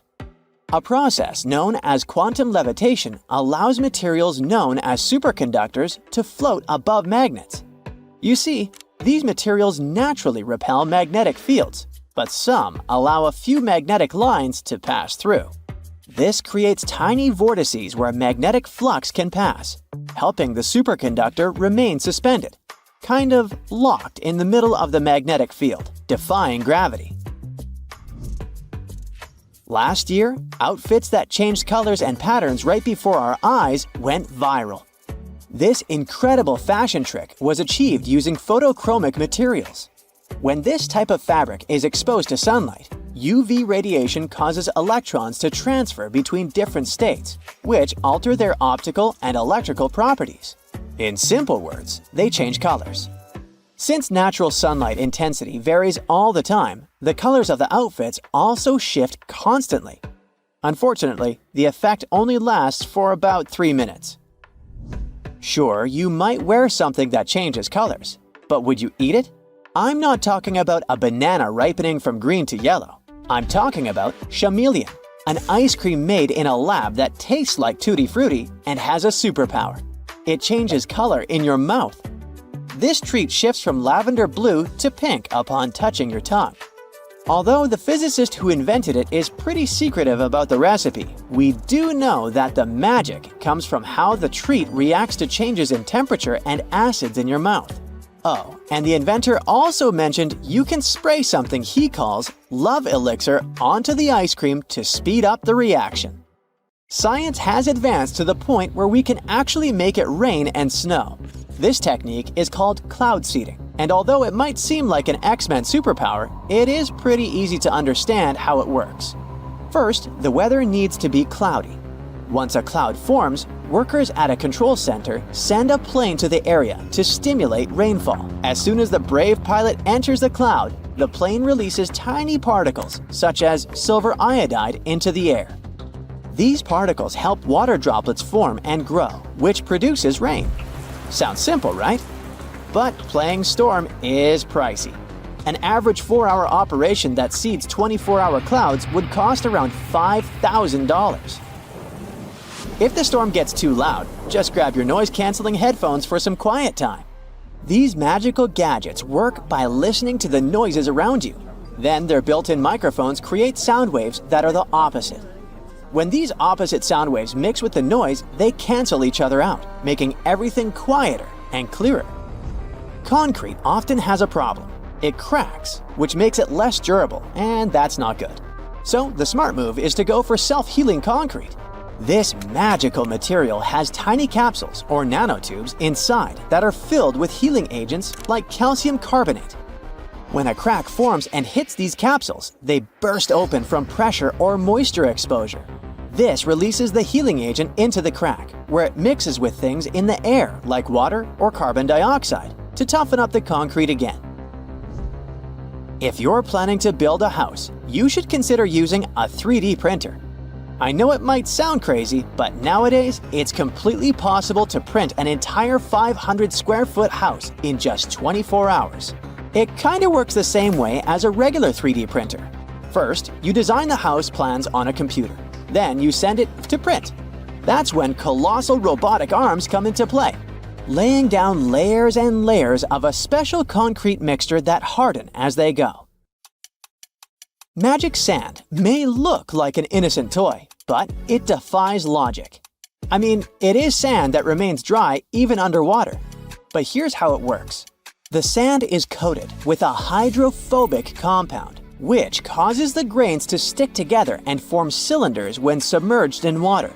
So if you put the sand in an aquarium, for instance, this compound will create an air pocket around the sand, keeping it completely dry. Talking about toys, did you have a boomerang when you were young? It is pretty fascinating how it always comes back into your hand. The trick behind it lies in its L shape. A boomerang is designed with 2 or more wings positioned in a special way so that when it spins, it generates unbalanced aerodynamic forces that curve its path into an ellipse, allowing it to return to the spot from which it was thrown. Of course, this only works when it's thrown correctly, so maybe it's better to avoid using it altogether. especially inside your house. Some men wear shoes with hidden heel lifts to look taller. Such shoes can make a person up to 6 inches taller. They look like regular shoes, but inside they have this extra insert. Sometimes such an insert is glued down. Sometimes it's removable, and you can choose the height you need yourself. When the Titanic hit the iceberg and sank sometime later, the Atlantic Ocean was around 28 degrees Fahrenheit, which means the water was below its freezing point. No wonder so many passengers didn't make it. Some birds have a row of bristles protruding from the edges of their eyelids. Those bristles can probably be called eyelashes, but while human eyelashes are modified hairs meant to protect the eye, bird eyelashes are modified feathers. Identical twins don't actually have the same fingerprints, so you can't blame your misdeeds on your sibling after all. Different factors during development in the womb, like the position of the womb, umbilical cord length, and the rate of finger growth, impact fingerprints. Earth's rotation speed is changing. It's slowing down right now while we're talking.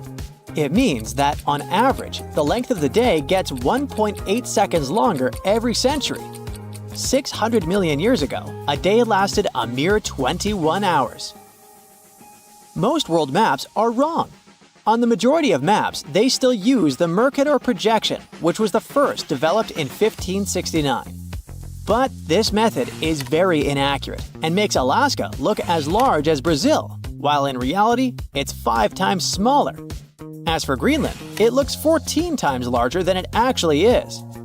For a map to be precise, it would need to be life-sized and round, not flat. Ants don't have lungs. They breathe through tiny openings known as spiracles. An ant may have 9 or 10 of those on each side of the body, depending on the species. The average color of the universe is poetically called cosmic latte. In a 2002 study, scientists discovered that the light coming from other galaxies averaged into a beige color that was very close to white, just like the drink beloved by many. There is such a thing as minus decibels. The quietest place on Earth is Microsoft's anechoic chamber in Redmond, USA. The level of sound there is minus 20.6 decibels. Such chambers are built out of heavy concrete and bricks and are placed on springs to stop vibrations from entering the chamber through the floor. Bananas are radioactive. Wait, where did you go? It's not that bad. Bananas are rich in potassium, so each banana is slightly radioactive due to the natural isotope potassium-40. On the other hand, your body contains around 16 milligrams of potassium-40, so you're actually about 280 times more radioactive than that poor banana. And in any case, your body gets rid of that excess potassium-40 from a banana within several hours. There's simply no such thing as a straight line. You just need to zoom in close enough and you're bound to spot some irregularities. Even a laser light beam is a bit curved. In emergencies, fish form orderly lines. For example, when evacuating through narrow spaces in dangerous situations, school of neon tetrafish queue so that they don't crash into one another or clog up the line. Scientists think that this behavior means that fish can respect social rules even in emergency situations, unlike us humans. Hippos can't swim. These animals have large bones. These bones are so big and dense that it makes hippos barely buoyant at all. So these animals don't swim. Instead, they perform something like a slow-motion gallop on the riverbed. Hippos can also sleep underwater thanks to a reflex that allows them to rise to the surface, take a breath, and sink back down to the bottom without waking up. Lego bricks can withstand compression better than concrete. A regular plastic Lego brick can support the weight of 375,000 other bricks before it breaks. Theoretically, it could allow you to build a tower more than 2 miles in height. But if we decide to scale this up to house-sized bricks, the price would be exorbitant. If you ever go to space, you can take your yo-yo with you.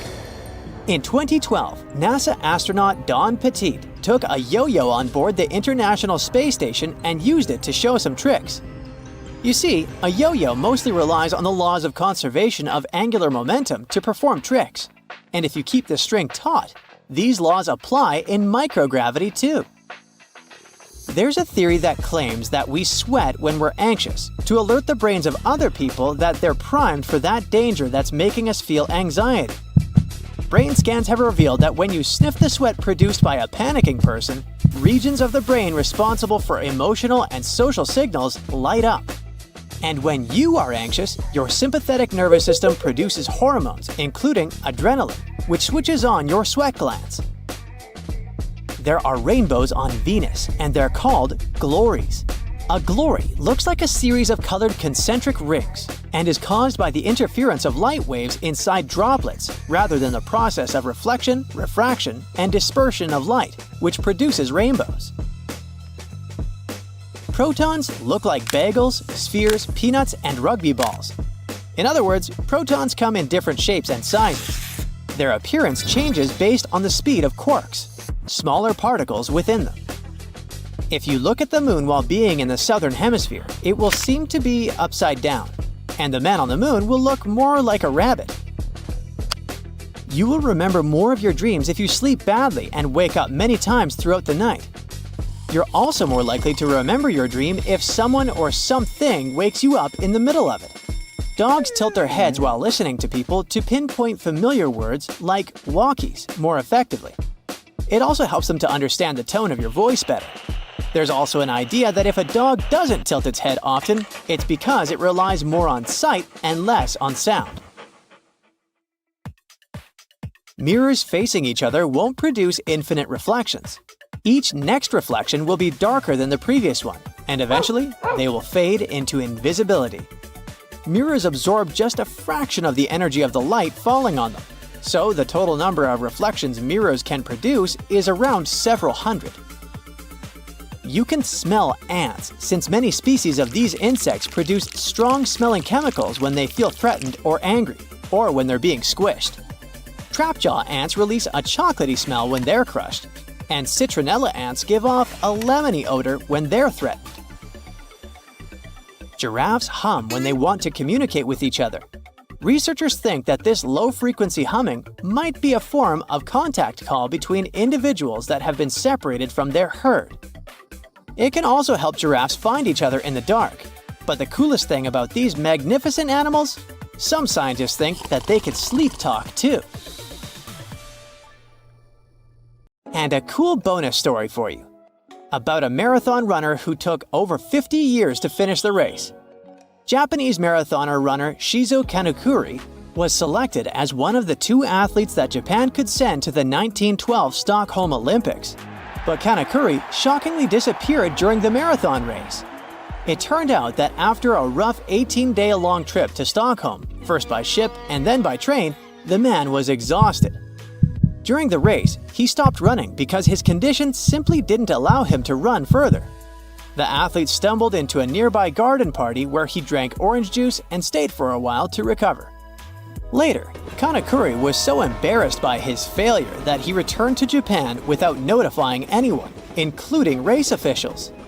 So, Swedish authorities considered him missing for 50 years before finding out that he was peacefully living in his home country. In 1967, the athlete was offered the opportunity to finish his run. He accepted. 54 years, 8 months, 6 days, 5 hours, 32 minutes, and 20.3 seconds after he started the race, he completed the marathon. It was a long trip. Along the way, the man got married, had 6 kids, and 10 grandchildren. Here's how you can protect your bank card from potential fraudsters. Use a marker and cover the last 4 digits. You can also use a sticker that's easy to remove and place it over the security code. Have you had a house guest that didn't use a coaster? Get a hairdryer and hold it a couple of inches away from the stain. Blow it on medium heat for a couple of minutes to evaporate the watermark. If a faded ring remains, mix equal amounts of vinegar and olive oil in a bowl. Wipe it onto the marked area and rub it in until the stain disappears. Then wipe it off. Don't waste time scrubbing the burnt stains off the bottom of a pan. Instead, fill it with water and add 3 tablespoons of salt. Let it sit overnight as the salt dissolves the burnt marks, and in the morning, pour the water out of the pan. This way, it will be much easier to scrub all that grease off. Picture this. You're on vacation and your shirt has become all crinkled inside the luggage. You need it tonight, but the hotel doesn't have an iron. Don't panic. Hang the shirt up in the bathroom, and while you relax in a hot shower, the heat and moisture will unwrinkle your shirt. It won't be perfect, but it will get much better without any effort. The football is on, and it turns out you've run out of standard batteries. You can use a smaller battery instead that easily fits inside. Now take some aluminum foil and crunch it up. Fit it into the gap on the negative or flat end of the battery. All done. You can turn on the TV now. Once your flip-flops crack and the plug easily slips out of the hole, it's normally a sign that you need a new pair. But there's a way to extend their mileage. Push the plug back through the hole, then take a bread clip and attach it to the end. The clip will provide enough support for the plug to remain in place. You've received a package and the receipt is taped on. You've managed to detach it from the box. But how to separate the tape without ripping the paper? Hold both ends of the tape apart, and by pulling it slowly, the tape stretches and separates itself from the paper without tearing it apart. Ziploc bags are perfect to keep things dry, but it would be great if they were larger. Take two and turn one of them inside out. They can now connect and work as one large bag, big enough to protect a keyboard. There's no need to carry your keys in your hand when you go for a jog. Instead, put them inside your pocket, take a rubber band, then tie it around the pocket from the inside. This stops the keys from falling out. You've broken your key in the door. It's stuck. Great. Arranging for a locksmith could cost up to $100, but for a cheaper and quicker option, try using a hot glue stick. Heat the end with a lighter, and once it's warm enough to melt, push the glue into the keyhole. The melted glue will enter the available space, covering part of the key. Once it cools, it compresses and gains a strong hold of the key's end. Now, just pull it out. If you need to siphon liquid through a hose and want to avoid using your mouth, put one end in the liquid and hold the other upwards with your thumb closing the top. Now shake up and down. This jiggle motion pushes liquid upwards, a little each time. And once it reaches the top, lower the exit point and let gravity do the rest. You've left your keys locked inside the car. It's an older model with a roll-down window. You could get the coat hanger and begin the long process of finding the lock. Or use duct tape. Make about 20 2-foot-long strands. Stick them onto the window, allowing enough room for the tape to grab onto at the bottom. Then with a friend, take the ends of the tape, holding them together, and pull downwards. The force will allow the window to lower enough that you can unlock the door. While drilling long screws into hardwood, your old drill might not have enough power, leaving them only halfway in. Before the drill gives up, get a block of wax and scrape the edges of the screws with it. The wax works like a lubricant, melting as it gets warm and providing easy entry for the screw. You're out camping, but you didn't bring anything to light the barbecue. Take a small plastic bag that won't leak, fill it up with water, and close it tight, making a round bubble. Hold it over where you want to catch the light from the sun. The bag of water will work like a magnifying glass, starting up the barbecue, just as long as it's a sunny day. Missing a corkscrew or a cork breaking halfway? By using a stove lighter, heat the top of the bottle. The heat slightly expands the glass, and this forces the cork out the top. You've superglued your fingers again. Take some salt and pour it on top of your stuck fingers. Put your fingers into the water and slowly rub. The mixture will dissolve the glue and release you in no time. While hanging up a painting, it can be impossible to find that stubborn nail. Place a fork upside down and insert it so the nail is in between the middle fork teeth. The fork has provided a long arm that's separated from the wall, making it easier to slip the string of the painting over the nail. Once it's perfectly balanced, simply remove the fork. You need to put a cake into a container, but taking it out again later by lifting it up from the inside might ruin the cake. Put the lid upside down and place the cake on the lid. The base of the container is now the lid, making it much easier to access, slice by slice. Pour out water more efficiently from large jugs and bottles by swirling. This will make the liquid inside spin, creating a vortex. The vortex allows for the air to flow back into the bottle as the water pours out, much faster than the glugging alternative. There's an easier and less messy way to remove eggshells from a boiled egg. Once fully boiled, crack the shell on both ends by tapping them. On one end, pinch off the shell. Use the opened end to blow with your mouth. The force of air will push the flesh and expand the eggshell, forcing out the egg undamaged. When the hinges of your laptop break, repairing them can cost up to $300. A far cheaper fix is to buy a picture frame and tape it to the back of the screen. You've dropped a small piece of jewelry on the floor, seemingly impossible to find. Take a stocking and place it over the end of the vacuum hose. Give the area a good vacuum and check the end periodically. You will eventually find it sitting at the end. You've drilled a hole in the wall, but the drill hole is now too wide. Remove the screw and find an object that is slightly shorter and thinner. Pieces of plastic, small wires, paper clips, or even toothpicks are perfect. Place whichever item you find inside the hole. It's filled the gap enough so the screw will now re-enter securely. Taking the trash out can put you in a gross scenario of getting bin juice on you. A great way to avoid this is by placing old papers at the bottom of the bag. Now, not only does it absorb all the liquids from the food and other sources, but also helps prevent bad smells from forming within a bin. Nobody likes mosquitoes, and pesticides are pricey. A cheap alternative is to take a plastic bottle and cut the top part off from the bottom of the funnel. After removing it, turn it upside down and put it inside the bottle. Mix 2 cups of warm water with 2 tablespoons of sugar. The mosquitoes will be attracted to the formula inside and become trapped. Now just sit back and relax without getting bitten. So grab your phone. Good, now turn it around. You see that little dot between the camera and the flash? That's a tiny microphone. Bet that's something you didn't know. What's it doing there? Well, when you're on a phone call, this little guy is busy at work reducing the amount of background noise other people hear when you talk. That's right, if it wasn't for this, calls wouldn't be as nearly as crisp as they are now. You're lost in the woods and you're rushing to get back to camp. You suddenly remember you've got something that can help. You grab one of your chest straps from your backpack and whistle on it. Yup, that's right. A lot of bags have this feature in them, especially the ones made for the outdoors. It isn't long before you hear the call of one of your friends and you follow them back to the warm campfire, saved by this cool bit of design. If you're a curious person, you might have wondered what that little pocket in your jeans is doing there. You know, the one that's inside the bigger pocket? People often use it to store coins and bills, but it's not meant for that. It's actually designed to store your pocket watch safely. Maybe that's where the name pocket watch comes from. You finally arrive home after a long day's work. You understandably don't feel like cooking, so you sit on the couch and watch a bit of TV and order some takeout. How about Chinese? Perfect. There's the doorbell. That has to be your food. It smells delicious.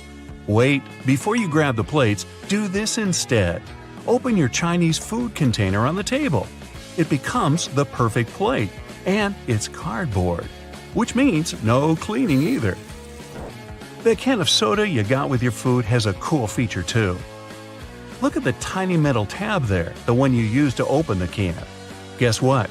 You can fit your straw in there. In fact, that's exactly what they're made for. Go ahead, try it for yourself. If you're not at your computer, take a look at your keyboard right now. If you're not, that's okay. Here's one on the screen. The keycaps are arranged in what's called the QWERTY layout, named after the first 6 keycaps below the numbers. As it turns out, it wasn't always this way. They used to be laid out alphabetically, which would make more sense when you think about it. The alphabetical layout fell out of use because long ago there were things called typewriters. Remember those? You press down a key and a type bar would fly out, hitting an inked ribbon and stamping a letter on the piece of paper. Eventually, typists got good at this and typed faster. Too fast. The type bars would eventually get caught in a log jam with each other, ruining the flow. To fix this problem, they made keyboards with randomized keycaps. The new layout actually worked better because it made typing harder, helping to slow typists down and prevent the type bars from getting stuck. Much better. Today, no type bars, no typewriters, mostly. People are still fast nowadays, but you just can't help but wonder who is faster though, us or them. Keyboards have another hidden feature too. Have you ever noticed that the F keycap and the J keycap have little bumps on the bottom of them? As it turns out, they're there to help people figure out where they are on the keyboard without having to take their eyes off the screen. Grabbing a takeaway cup of coffee at your favorite cafe might be just what you need to fully wake up in the mornings. When you get back home or to work, though, you might be afraid to stain your desk when you put the steaming hot coffee down. Worry not, your plastic lid isn't only good for keeping your coffee hot, it also doubles as a coaster. In fact, they're the perfect size to hold a cup. Try it for yourself. This one's going to come in handy if you're a home cook. If you're like me, you might have a bit of trouble deciding how much pasta you need for just one serving. Well, if you've got a pasta scoop, grab that. Most people don't know what the little hole in the middle is for and assume it's supposed to help with water drainage or something. It turns out that it helps you measure out a perfect serving. Just see how much dry spaghetti you can fit in the hole and use that as one portion. Out at the store buying coat hangers, you might notice that the plastic ones feel cheaper than the wooden ones. There's a good reason for this. Wooden hangers are made out of cedar wood. The big difference between the two is that the wooden ones repel bugs and moths. They're stronger and last longer too, perfect for things that might stay in your closet for a long time. When you brush your teeth, you might have noticed that your toothbrush has blue bristles. They're not just there for show. In fact, they're there to tell you when it might be time to switch toothbrushes. These bristles lose their strength and color when the brush has been worn down, letting you know that it's time to get rid of it. Microwaves often look a bit like mini TVs, especially ones where you can clearly see the black film around them. This is actually a really important feature that's used to keep the radiation from slipping away. They're called Faraday cages, if you want to get technical. This is why you can stand next to a microwave without melting into a puddle. That's not to say you should stand in front of the microwave and watch your food heat up, but at least you know you won't grow an extra ear or something. Okay, not really. Some ovens have a drawer under them. It's tempting to use this to store random junk you don't use often, but there's a better use for it. Instead, this should be used to help keep the food that's waiting to be served hot. You can take it out of the oven and store it right in this drawer, keeping your oven free for you to carry on cooking. Now, you're on a plane looking around trying to pass the time before takeoff. When you examine the window, you notice it has a little, very tiny hole on its bottom. Don't worry, it's not broken. It's there to relieve the pressure that builds up over time as the plane goes up and down. It also lets the air flow through it. Now, raise your hand if you've ever ridden on an escalator and scrubbed your shoes on its bristles. Hey, I'm guilty of doing that, maybe more than I should.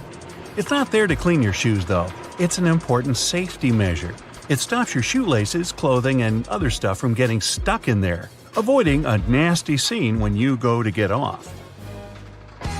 Sometimes a piece of fabric comes with your new clothing. It usually comes along with the extra buttons in a little plastic bag. You might think it's just a piece of fabric to use for future patching, in case you rip it.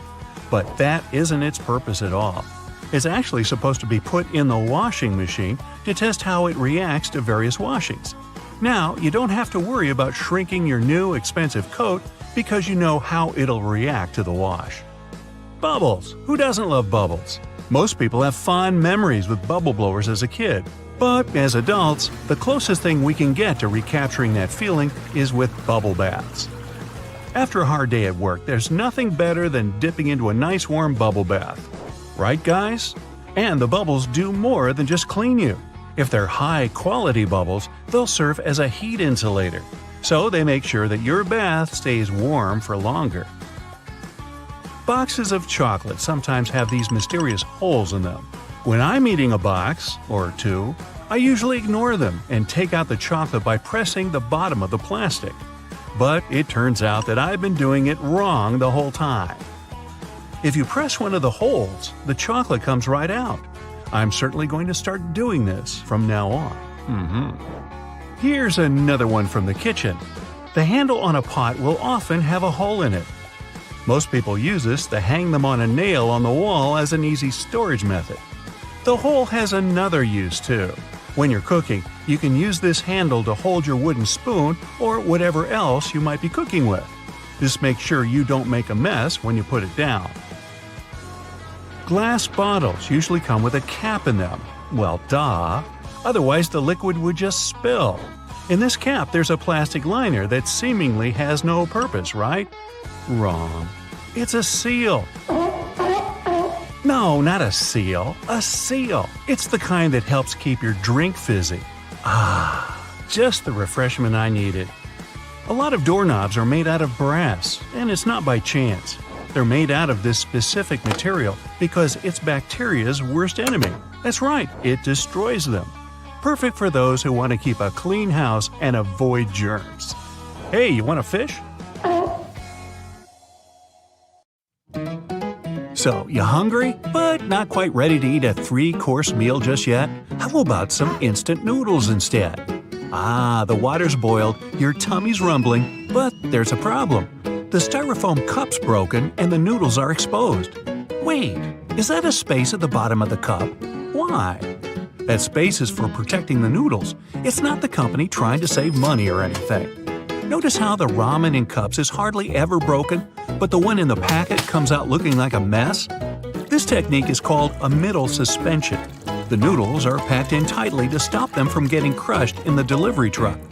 It's not just about the noodles looking nice and long. It also helps those tasty noodles soften more easily. Now, morning breath isn't the best. Luckily, there's an easy way to get rid of it. Yeah, it would have been easy to think that mouthwash was invented for, washing your mouth. Well, mouthwash was originally invented and sold as a floor cleaner. It was sold to hospitals as an antiseptic for years. It never really took off. Some genius in marketing rebranded it as a mouthwash, and the rest is minty fresh history. So, after you've cleaned your teeth, just remember, rebranding can be pretty powerful. It's hard to imagine a world without the internet these days. No streaming, no online games, or pictures of cute little kitties. Yeah, that's not what it was designed for, but who cares, right? The prototype internet was called ARPANET, or the Advanced Research Projects Agency Network. This machine was very sensitive. To stop anyone from turning it off, some clever scientists stuck a piece of paper on it with these powerful words. "This machine is a server. Do not power it down." It was written in red ink. Hey, nice touch. Having your professor scribbling in the margins of your notebook isn't exactly new, except that margins weren't designed for that. They're rat protection. Back in the day, rats would nibble on paper all the time. So if you wrote something on the edge of the paper, it ended up inside a hungry rat. A couple of well-placed lines stopped your best answers from getting eaten. Hey, I can't finish this pizza. Time to cover up those leftovers. Luckily, I have plenty of plastic wrap.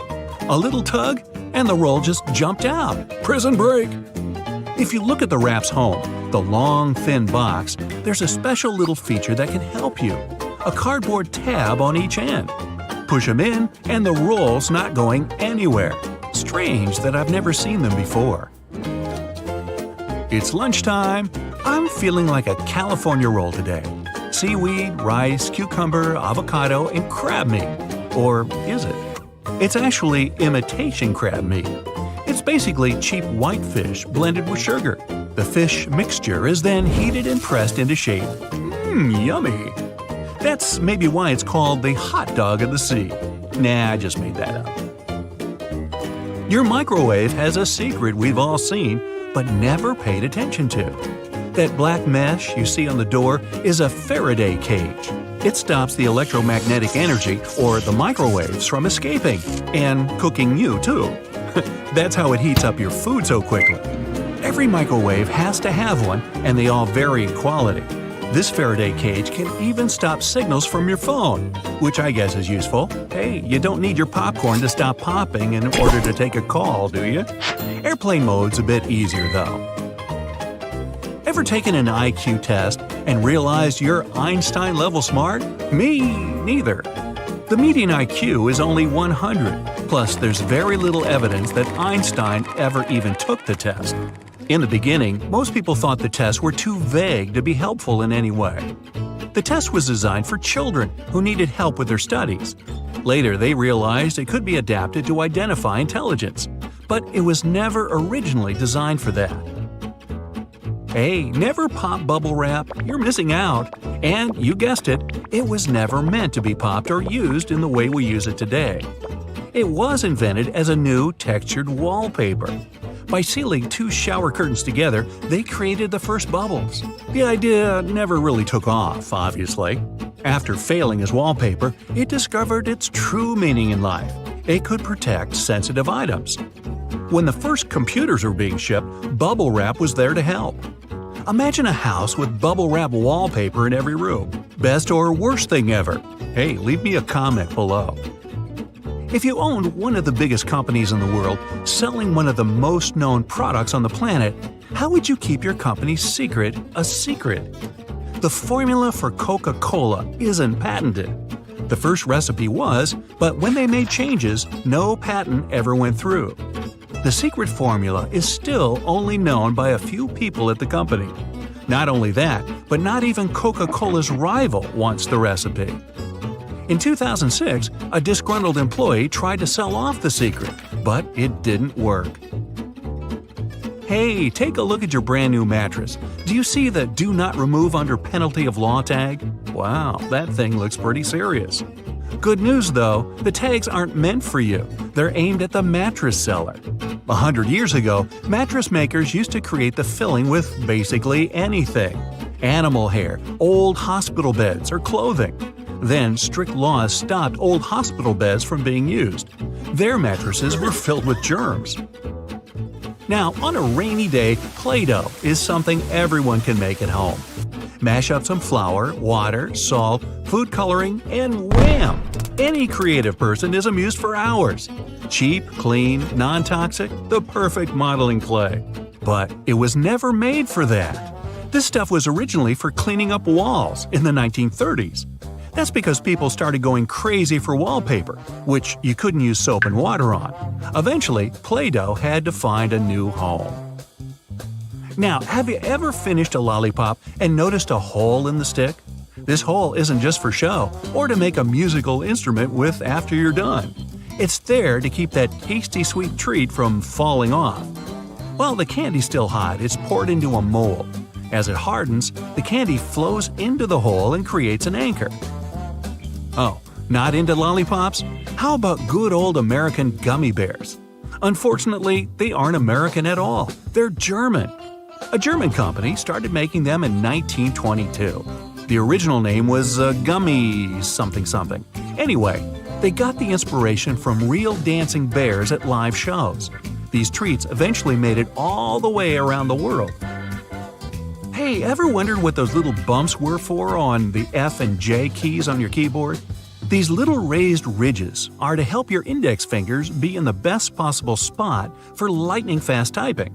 Keeping those fingers on F and J, it makes it way easier to reach all the keys, especially if you don't look at the keyboard. Now, everybody loves a Slinky.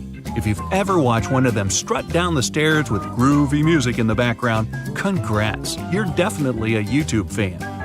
People of all ages loved it when it came out, which is crazy because it was never meant to be a toy at all. It's a spring. It was originally designed to stabilize sensitive nautical devices on ships. Nothing fun about that at all. Until that amazing day when one of them fell off a table and danced its way into our hearts. After many experiments, the new and improved Slinky was born. Give that team of scientists a medal. Now, that little pocket on your jeans wasn't designed for loose change or keys. It was originally made to store your pocket watch. You don't have a pocket watch? How is that possible? They were all the rage in the 1890s. But that's not all that makes your old pair of jeans interesting. Look around the pocket areas. You'll see rivets sticking out. No, they're not some cool fashion idea from the past. These rivets serve a very crucial role. They help protect the sensitive areas of the jeans that get the most wear and tear. Back in the day, most people wore jeans to do hard manual labor, so they needed to be tough. If those guys back then saw you paying $100 for a pair of ripped jeans, they'd probably pass out from shock. If you look at it on the street, you'll think a fire hydrant is about 3 feet in height. But the actual size of the device used to provide water supply to firefighters all over the world is twice as large. That is, if you count the rest of the hydrant, which is hiding underground. They're mostly red, and it's not just a matter of urban design. First of all, they need to be of bright, easily noticeable colors so firefighters can spot them fast when they need to. The choice of color depends on how much water the hydrant can hold. It can sometimes vary depending on the location, but here's the breakdown. A red fire hydrant can splash 500 gallons of water per minute, while an orange one at least 1,000 gallons. Green ones mostly process 1,500 gallons of water per minute, and the most plentiful ones colored blue can generally contain over 1,500 gallons. Hey bowling fans, isn't it super annoying when your bowling ball gets cracked? Turns out that most of them get damaged because of incorrect storage or spikes in temperature. Now come on and face it, since it's already cracked a bit, aren't you curious what's actually inside the bowling ball? 'Cause I sure am. Let's have a look. They mostly make the inner core of the ball of powdered metal oxides, like calcium or iron oxide. They mix them with some resin and catalyst to harden the whole mixture. So that light bulb shape you now see inside of the ball is actually its heaviest part. It also influences how your bowling ball rotates when going down the lane. The same goes with spray paint cans. When you shake it, it makes a weird noise. But what is that thing in there? It's called a pea, and it's meant to hold the paint mixture in place and maintain its shape. They generally make it out of plastic, metal, or ceramic. It basically acts as a whisk to make sure your paint is well mixed together before you apply it to your surface of choice. Ever wondered how soda bottles keep that refreshing fizz for that long? Well, they have a little plastic ring fastened to the lid. They place it there to keep the gas from escaping and making the soda go flat, even if you shake it around in your bag the whole day. Speaking of things we use on a hot summer's day, wait, don't put your baseball cap on just yet. Take a look at it for a minute, and you'll notice there's a small button on the very top. Is it functional, or is it just there for the sake of design? Way back when people started using fabrics to cover their heads, some say the button was actually functional. Since it's on top of the cap where the fabric panels come together, the top button helps keep the cap crown in one single piece. Now, with recent advances in fabric and pattern design, the button is more of an aesthetic feature. It's used to cover up the joint point of the fabric panels. Your cap might not have a button at all, but don't you think a cap actually looks better with one? Cotton pads have two sides, and if you take the time to look at them carefully, they're actually different in texture. Just in case you've ever wondered why, the textured side is for applying makeup, and the even side is for removing it. Bookworms, this one is for you. Dust jackets that come with a lot of hardcover books are not just meant to make your book look pretty, they also double as a bookmark. Just fold the pages you've already read underneath the inside of the jacket, and voila! Next time you reach out for your favorite shirt, take a look at the top buttonhole. It should be stitched horizontally, and all the other ones are vertical. Turns out that the dress shirt was designed this way since the first and the last buttons were the first ones to unbutton throughout the day. They then changed the direction of the buttonhole to ensure the shirt would stay nice and fitted before you're ready to take it off. These days we have so many variations of this awesome dessert that it's hard to imagine we've ever lived without it. You can find different types of cookie dough ice cream or even chocolate chip cookie cake basically everywhere, but the famous cookie wasn't actually invented until 1930. The story goes that a woman named Ruth Graves Wakefield was preparing some chocolate cookies as she was waiting for some guests to arrive. She soon figured out she was out of baker's chocolate, a crucial ingredient for the classic cookies. To fix things up, she chopped up a block of semi-sweet chocolate, thinking it would eventually spread out evenly throughout the batter, given the heat of the oven. Things didn't necessarily go as planned. But hey, it's great they didn't, because this is how she invented this modern dessert we now can't get enough of. And speaking of popular snacks, the potato chip is even younger than the chocolate chip cookie. Well, at least historically. There are many stories trying to explain how it was invented. One of them goes like this. A chef named George Crumb, based in New York, put the chips together in 1953. He decided to try a different cooking solution when one of his customers didn't have nice things to say about his French fries. He said they were too thick and kind of mushy. Then, Crumb came up with potatoes that were thinly sliced and fried until brown. People absolutely loved the dish, and they welcomed the first ever batch of chips with open arms. Ice cream, anyone? If the story is true, back in 1904 at the St. Louis World's Fair, one ice cream shop owner ran out of cups to serve his dish. So, he fashioned a waffle into the shape of a cone, and the rest was history. Okay, I'll admit it, chewing gum-like treats have been around since the ancient Greeks. So this one isn't particularly a revolutionary discovery, but the actual gum we buy today wasn't there until the late 1800s. An American inventor named Thomas Adams wanted to mix together different chemicals to create rubber. He tried and failed, for that matter, to play with chicle for his experiment, but ended up fashioning this neat treat. They still use chicle to this day to produce most chewing gums. Back in the 1800s, there lived a man named Jean-Baptiste Joly, who worked in the fabric industry as a textile maker. How he came up with this next invention that we use a lot these days has less to do with him and more to do with his maid. The story goes that the woman accidentally knocked a kerosene lamp over onto a tablecloth. Instead of getting upset over the damaged fabric, Joly noticed that the substance actually made the material cleaner. Figured it out yet? Yep, that's how the idea for the very first dry cleaner popped up. A very neat accident, if I do say so myself. Now this one I loved. Did you know matchsticks were initially called friction lights? Or at least that's how their inventor, a chemist named John Walker, called them back in 1826. He scraped a stick coated in chemicals across his hearth, totally by accident one day, and realized that they ignited and created a spark. Initially made out of cardboard, they were then made using wooden splints and sandpaper. Back in the 1940s, a man named Harry Coover stumbled upon a chemical formulation that seemed to stick to everything it touched. The scientific community at the time didn't look much into it, as the formula didn't seem to have many applications back then. It wasn't until 1951 that he looked a bit more into the formula and decided to repurpose it. Along with a fellow Eastman Kodak researcher named Fred Joyner, they gave it a proper full name. But you must know it by the shorter version: super glue. It also has many uses in security these days that it's hard to believe that we didn't come up with this one on purpose. Back in 1903, a scientist named Edward Benedictus knocked over a flask by accident. He looked down and was amazed to see that the glassware had just slightly cracked but maintained its shape. He was expecting it to break into a million tiny pieces. Curious about this hidden feature, he looked into it and figured out what was keeping the glass together was a substance coating the inside of the glass. Ta-da! That's how humanity came up with safety glass. Linda is an intern at a dental clinic. She's walking up to her car with a coffee in one hand and a purse in the other. She takes out the keys, but they fall out of her hands. She puts the bag on the car's roof, picks up the keys, opens the door, starts the engine, and drives away. She pulls out onto the road and realizes she must have left her bag on the roof. Linda pulls over, gets out, and looks back. Her purse is on the ground. Linda's approaching it, but a truck runs over the bag.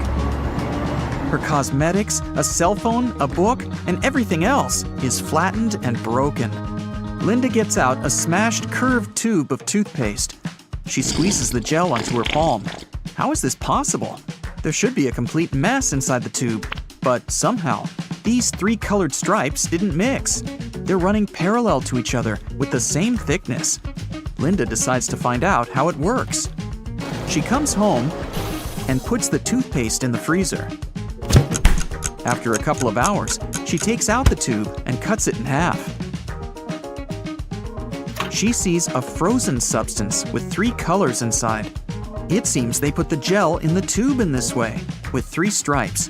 When you squeeze the tube, the paste comes out evenly. Okay, but why don't these colors mix inside? Linda finds out there's a whole science studying the deformation and flow of substances in liquid, gaseous, and soft solid states. They call it rheology. They use this science to create the necessary viscosity and density of toothpaste to prevent it from mixing inside the tube and turn it into foam as you brush your teeth. They put toothpaste in the tube from the backside with the help of a special machine. Different strips inside the tube have the same rheology. Under uneven pressures, they retain the same thickness and flow. When at rest inside the box, these strips have a more voluminous shape. But when you squeeze them, they get thinner as they approach the nozzle. They're released at the same speed and consistency, no matter how hard you press. The toothpaste regains the thickness after being pressed. It's like a marshmallow that returns to its shape after you've smashed it. Some dental companies equip their product with a small cylinder connected to the nozzle inside the tube. They fill the pack with white paste and put a small amount of two colorful gels on the sides of the cylinder. As you're squeezing out the toothpaste, it's passing through both sides of the cylinder and pushing the colored gel out of the container. Then, all of it comes through the nozzle in the form of 3 stripes. There are a lot of different patterns of toothpaste. It can be 3 stripes or just one color. But white, red, and blue are the classics. The white stripe is responsible for whitening teeth and removing the dirt. This is an essential function of toothpaste, so there's a lot of white gel. The blue stripe is responsible for fresh breath and protection from germs. The red color protects and strengthens the gums. This is not a strict rule, and companies may change the functions of the stripes however they want. Linda is a little dizzy from all this knowledge, but she seems to understand everything. She squeezes the toothpaste onto the brush and thinks, why does the brush have exactly this length? And why should the toothpaste cover it completely? Brushes have various shapes, but their proportions are generally explicitly created for comfortable cleaning. And here's a little secret about the amount of toothpaste. You don't need to cover the entire brush. One little pea size is enough to clean your teeth. Companies want you to run out of toothpaste quickly to make you buy a new one sooner. Linda is brushing her teeth and thinking how lucky she is to live in the 21st century. Toothpaste, dentists, and dentures. So many different ways to treat and care for teeth. She can imagine how difficult it was for people long before they invented dental technologies in the distant past. It seems they all had severe teeth problems and were in pain. But in fact, they didn't. Even cave people had much better teeth than we have now. Archaeologists found evidence of this. Many ancient skulls have a perfect row of teeth without cavities. Linda doesn't believe it. She looks at her electronic toothbrush. Those ancient civilizations must have had some secret technologies that we don't know about.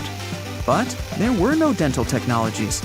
To understand how they managed to keep their teeth so healthy, you first need to understand what a tooth is.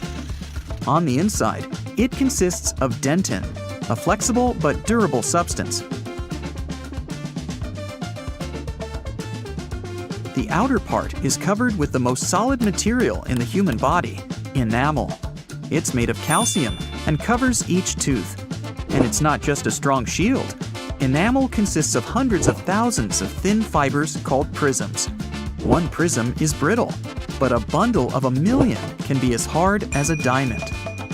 The prisms are closely twisted with each other, like a rope, and form an ideal tooth structure. That's why teeth are a perfect tool for survival. Imagine a cave human eating meat and vegetables. This food is different from steak and salads at a restaurant. Back then, food was quite dense and solid. To chew it, you had to have strong jaws and teeth. Every meal was a real workout. During chewing, the fibers in meats and vegetables cleaned teeth from dirt and dental plaque. People had strong gums and didn't know about cavities. Their teeth were practically invulnerable. Many years later, we began to use this excellent tool for survival to chew soft buns, hamburgers, tender pâtés, and omelets. Teeth no longer received the load they were created for. That's why they've become weak. Humanity is faced with a diet that has never existed in the entire history of our planet. Too little time had passed from the moment when people were chewing on mammoths to the instant they started ordering tender meatballs at a restaurant. In simple words, softness has taken over the strongest material in the human body. Yeah, the teeth became weaker, but then another serious problem arose: sugar. Cavities appeared when they first brought sugar to Europe. This delicacy instantly became popular. They added it to food and just ate it in cubes like candies. Sugar was considered a prestigious and expensive thing. Of course, no one knew that this product would cause tooth decay. When this problem appeared, people started to create new dental technologies. There are other destroyers besides sugar. Your mouth contains a lot of bacteria. Most of them help digest food, get rid of bad microbes, and clean teeth from plaque. But there are also harmful germs that destroy teeth structure and form cavities. In the past, when food was more natural and rugged, these microbes were not dangerous for strong teeth. Today, we eat food rich in carbs, flavorings, various additives, and sugar.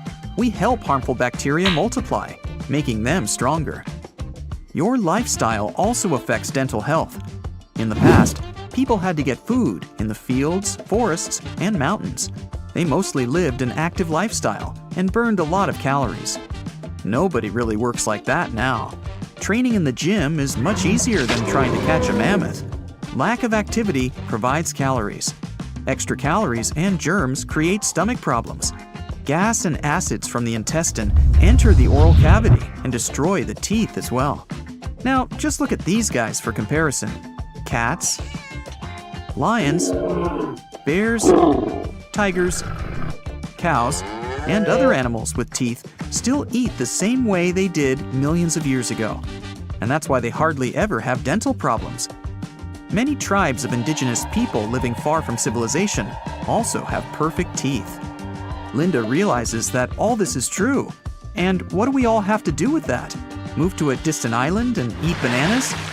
No worries, it's not that bad after all. Just eat less sugar, clean your teeth with a brush, and use dental floss twice a day. Visit the dentist regularly, and everything will be fine. Various types of cheese have holes for a reason. For example, Swiss cheese is made with special bacteria that produce carbon dioxide. As the CO2 is emitted, it blows like bubblegum, leaving tiny craters, also known as cheese eyes. Then the cheese is cooled down, but the holes stay in place. Over 40 billion Oreos are made every single year. It's the world's most popular manufactured cookie.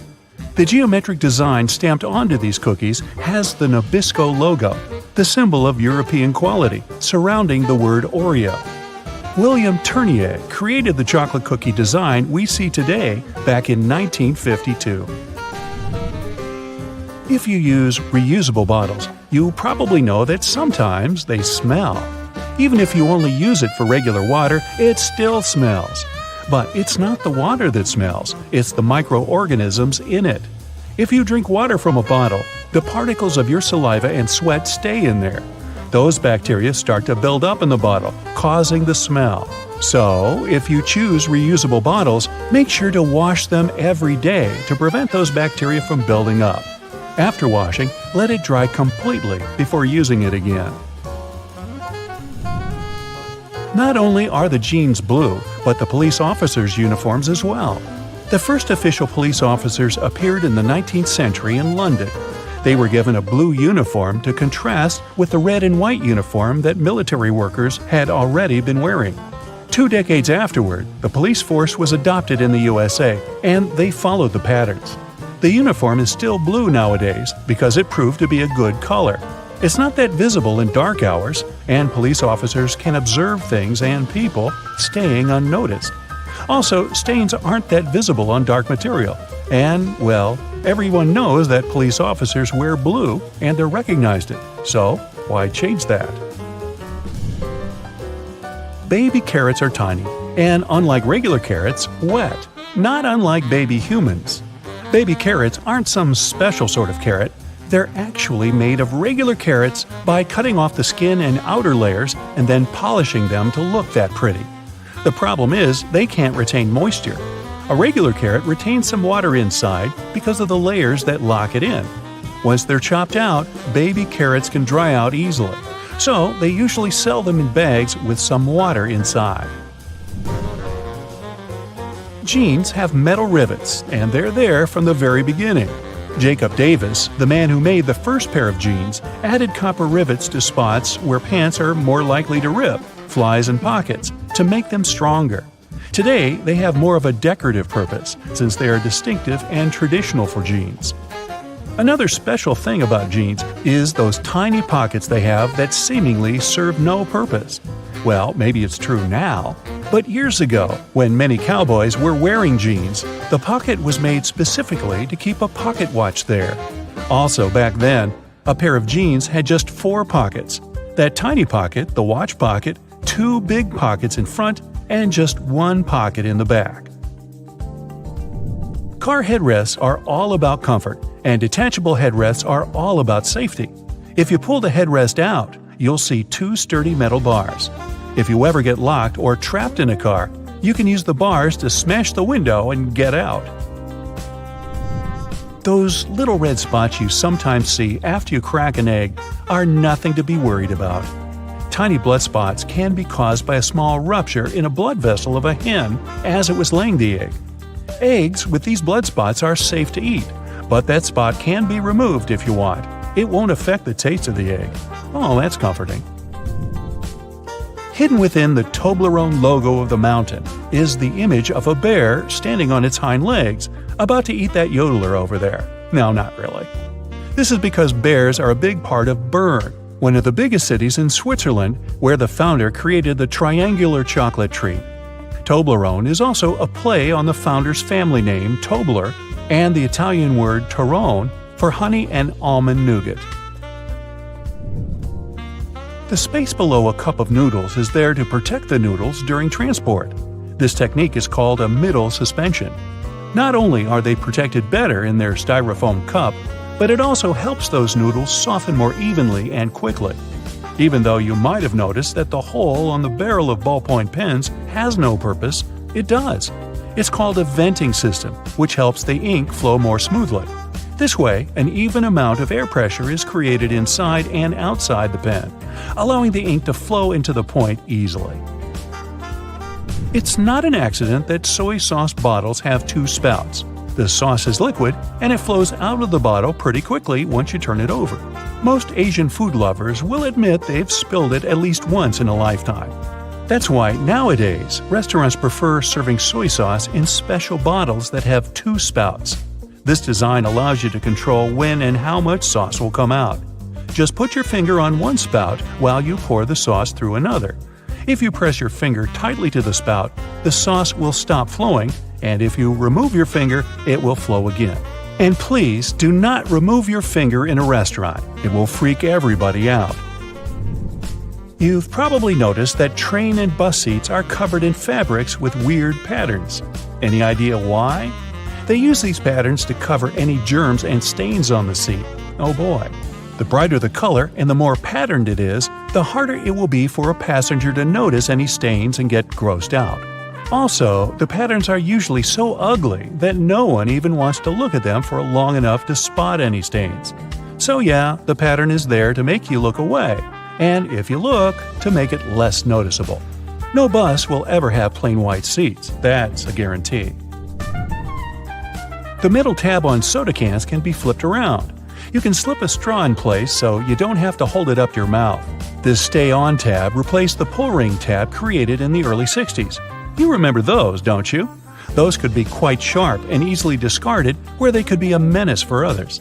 Now you can pop your straw straight into one. Also means you can produce some bubbles and make a mess like a 3-year-old. Sometimes, when you purchase an article of clothing, you receive a plastic baggie with an extra button and a swatch of fabric. While the fabric is clearly used to patch holes, it can also be used to test the effects of various cleaners on certain surfaces. It's handy, too, to test wash cycles before using them to wash the whole garment. Escalators have those fluffy black brushes for a similar reason that some have yellow lines on their steps, to try and deter people from getting too close to dangerous places. People don't always take notice, and sometimes clothing can drape close to the point where the step meets the edge or skirt. The brush is a little barrier to help prevent this from happening. They can also catch bits of fluff and prevent other small things from falling down into the gaps. Those takeaway containers most associated with Chinese restaurants are designed to not only carry your food home, but to store it in the fridge. They double as a plate, as you can eat straight out of them and don't have to worry about dirty dishes. Yay! They were actually patented way back in 1894 to transport freshly shucked oysters and were known as oyster pails. They were later adapted to use as leak-proof containers for food. Ever wondered why coins have those little ridges along the edge? It's a leftover from earlier times when they were worth more. Counterfeiters could easily file the edges off to sell as gold or silver coins to make some profit. The ridges were created so it was much easier to tell which of the coins had been altered. It's not needed today, but the coins still have that altered style. All crackers and some cookies have holes to make sure the final product has the right texture. These teeny tiny holes allow steam to escape, so your crackers and cookies won't snap. If it weren't for these holes, also known as dockers, steam would build up inside the treat, and the final result might have been scrumptious, but it would have been rather oddly shaped. Dogs like to walk in circles before snoozing because they inherited this behavior pattern from their ancestors. There were no special doggy beds back then, so most pooches would have to push down tall grass to make a sort of snoozing spot. Plus, as a bonus, those movements scared off all the critters lurking in the vegetation. Donuts are ring-shaped for a similar reason. If they hadn't had holes right in the center, the dough there would have always been undercooked. By the way, they're often associated with the police because back in the 1950s, donut shops were among the only places open late. They were a perfect place for police officers to grab something to eat and even deal with some paperwork during the night shift. Your jeans are blue on the outside and white on the inside because of a smart way to weave the fabric. The warp thread is dyed, while the weft thread has no color. It's just white. This way, manufacturers reduce the amount of dye needed for each piece of clothing. And they're still dyeing to make the jeans. Okay, I know it's kind of cold to the touch, especially on a freezing winter's day. But did you know that brass doorknobs actually serve a purpose apart from looking classy and shiny? Since it's a copper alloy, brass has antimicrobial properties. That means it can help get rid of harmful germs and bacteria, sometimes in up to 2 hours. In high-traffic areas, that's all the more useful, but since brass is much costlier than other metals like nickel and steel, you barely see these types of doorknobs anymore nowadays. Speaking of lovely multi-purpose items, most screwdrivers have a tiny little secret of their own. They can sometimes be slid through a wrench so that they can be used to create more torque when twisting, not to mention the uses when it comes to bolts in hard-to-reach places.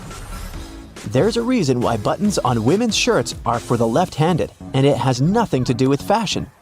This practice dates back to the times when chambermaids were helping ladies dress themselves, and it was easier for them to perform their job with this orientation.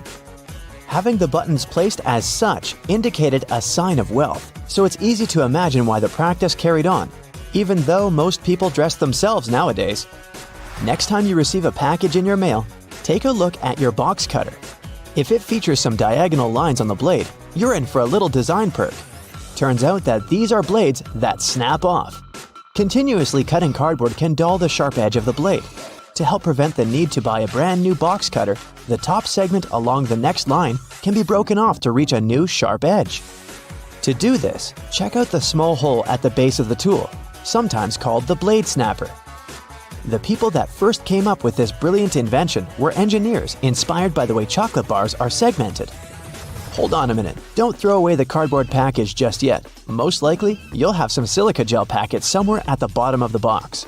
Since this gel is basically a drawing tool, it gathers up the moisture out of its environment, so you can store these packets for further occasions. Whether you'll need to dry out your phone or some other electrical object, you can place them in a container next to the silica gel to reduce the damage. You don't have to be a mechanic to know when a standard car tire needs replacing, since they come equipped with a neat indicator. Take a closer look, and you'll see that treads within the tire are a bunch of rubber notches.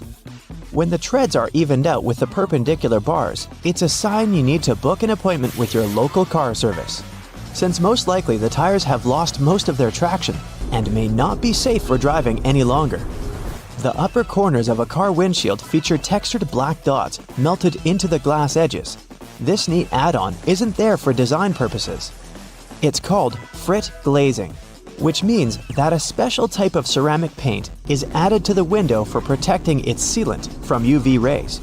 It also conceals and creates a coarser surface for the adhesive used to set the window in place. Whenever you're up for a drive, check out if there's a small tab under your car's rearview mirror. Bet you didn't know it's there to help switch the mirror from daytime to nighttime views. It uses a prismatic glass technology to blur the reflection and reduce the glare of headlights behind you in traffic.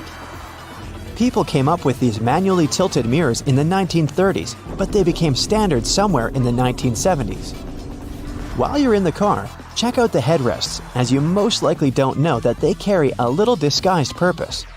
Of course, they're adjustable to accommodate passengers of any height so that they get the proper support for their heads and necks. The hidden feature is that they are detachable and come with two very solid metal bars. Should you ever find yourself stuck in a car and need to make a fast getaway, these bars come in handy to crack out the car windows. So you're out for a drive and you're suddenly out of gas. What I'm about to describe sounds more like a meme than an actual situation bound to happen. But what if you're in such a hurry that you accidentally drive off with the gas nozzle still in the tank?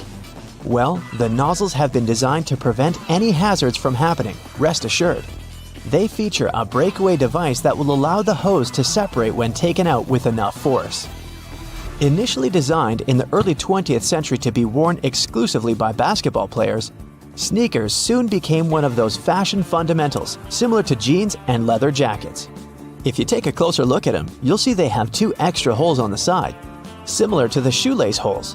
They're manufactured as such not only to provide extra ventilation, but to allow people to get extra creative with their laces when wearing the shoes. Admit it, you've always thought that chopsticks are merged at the end for the sole purpose of keeping them together until you're ready to dig into your meal. That may or may not be the whole truth. Under a more detailed inspection, the wooden tools feature a square-shaped end. Chopsticks manufactured like this date back to an old Japanese traditional design, which can help with breaking the ends easily. The separated end can then be used as a resting block for the chopsticks to keep it more sanitized in hopes it can be used again, since they won't be touching the table or any other surface. Women's bikes have a special design which, surprisingly, has a historical and fashionable purpose. The lower frame is for the most part meant to make up for the generally shorter height of ladies, compared to that of the average gentleman. While that is the case for handlebars and saddles, the overall frame is lower for an additional purpose. Way back when women wore long skirts and dresses all day, every day they needed to make sure their outfits wouldn't get caught in the frame. That's how we came up with a lower framed bicycle, perfectly made for women and their needs at the time. The fact that toothpastes are multicolored is not just a nice perk to make dental hygiene more fun. There's a secret meaning related to each of the colors, which dates back to the 1970s. In those days, people grew more and more interested in their oral health care, and as such, they were looking for products which could do more than merely clean their teeth. One company was the pioneer in that regard, adding mouthwash to its toothpaste, meaning the blue strip.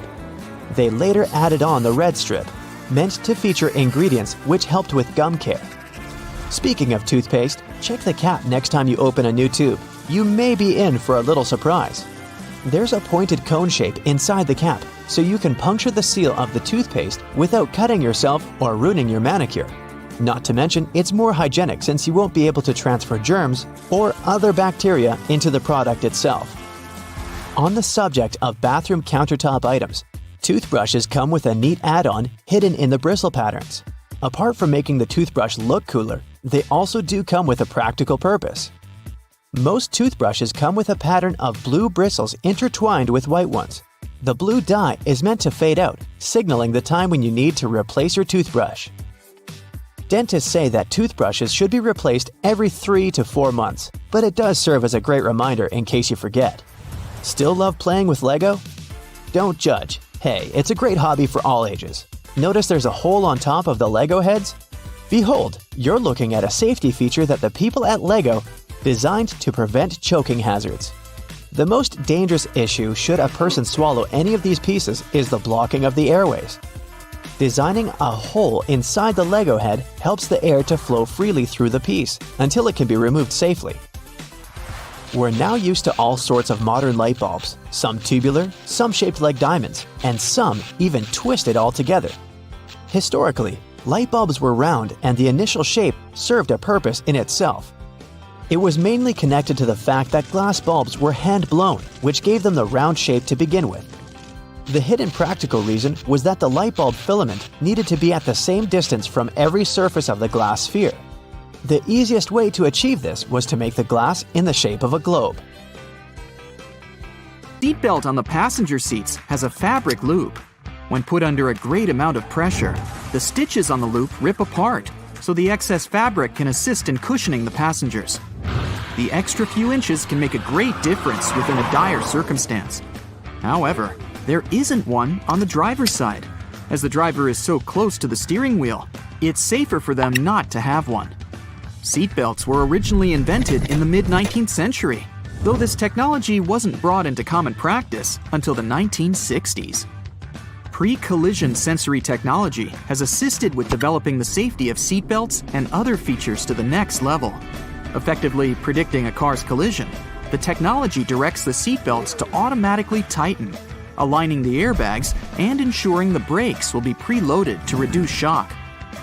Every year, 6 million car accidents occur, which explains why all cars still must continue to develop safety features, not only to alleviate accidents, but to protect people more effectively within their cars.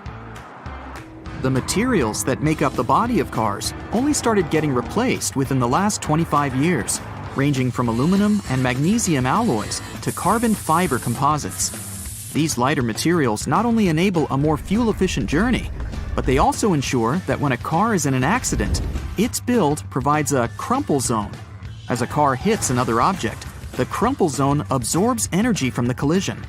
Although this would appear to cause more damage to the car, it helps prevent impact on the passengers.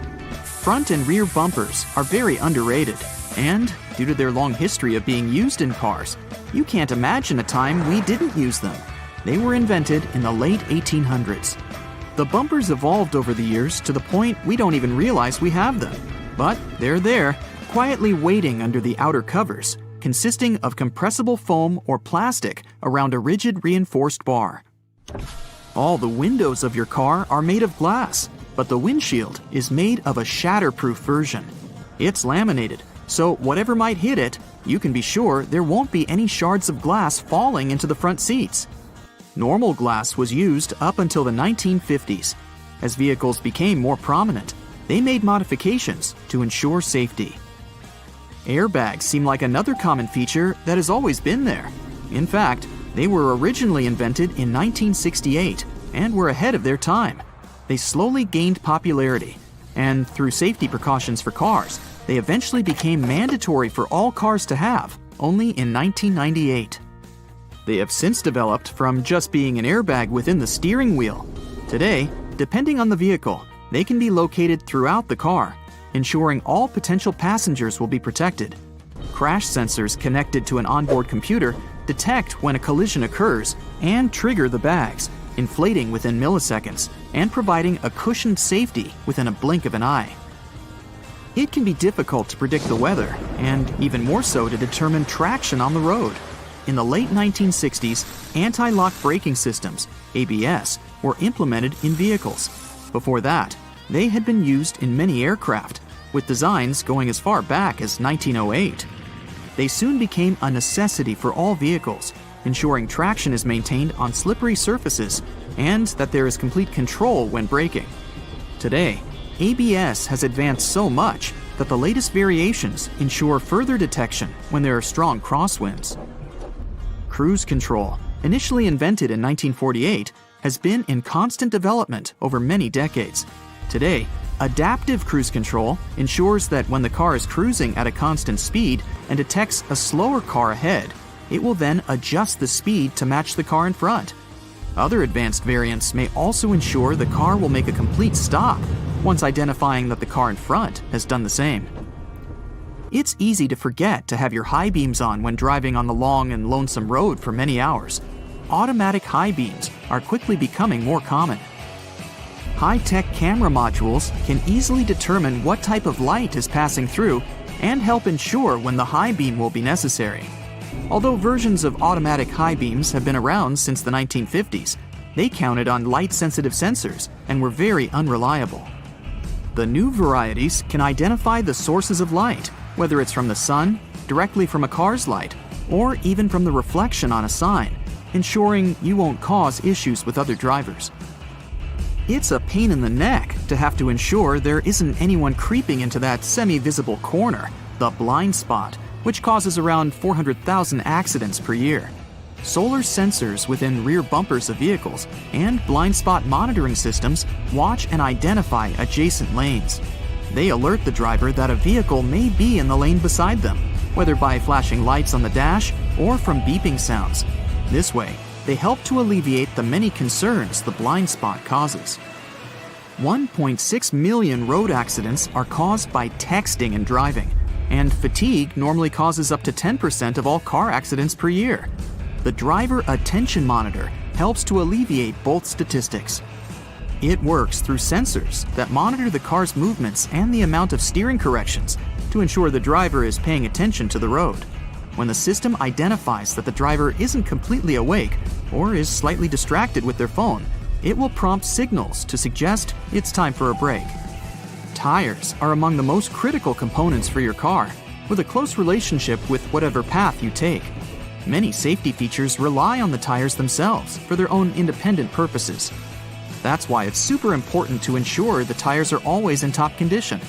Tire pressure monitoring systems check the air pressure of all 4 tires, ensuring you're aware when they need their pressure increased to avoid the risk of a blowout. The constant evolution in technologies continues to ensure you stay safe on longer stretches of the road. Lane departure warnings focus on the lines on the road, ensuring the car stays within. Whenever a car starts drifting over a line in the road without signaling to do so, the camera-based feature identifies and signals to the driver. The Lane Keeping Assist feature follows the same method of identifying when the car is intruding the bordering lane. When it gets too close, it will readjust the steering and center the car within its appropriate lane. Other features in more advanced cars have autonomous driving capabilities. The autopilot systems have taken cruise control to the next level. Not only does it allow the vehicle to steer itself in the intended lane while maintaining a set speed, but it also changes lanes when required, making the ride more and more efficient. Some safety features are only just making a trend in car models worldwide. For example, night vision using thermographic cameras to look out for pedestrians and animals nearby. It goes within the infotainment screen, facing frontwards and identifying objects from their heat signatures. It's estimated that there are over 1.4 billion cars in use worldwide, and as the world's population increases, it's expected that the number of cars will follow suit. Safety features will continue to adapt further beyond what we know of today. Infrared headlights will be further adapted to be used in conditions with poor visibility, like storms, snow, and fog. They'll be capable of enhancing the visibility of the driver in all conditions without affecting the sight of passing drivers. Driver override systems will soon be able to monitor and identify human behavior. Whether due to reckless conduct on the road or for other safety precautions, cars will soon have the functionality to take complete control of themselves, ensuring both the passengers and the driver's safety.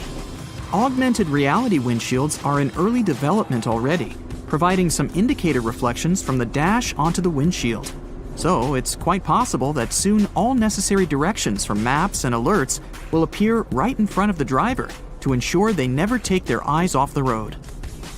Airbags will soon not only just be used within a car to ensure the passenger's safety, they will also activate from the outside of the car once they identify a definitive collision.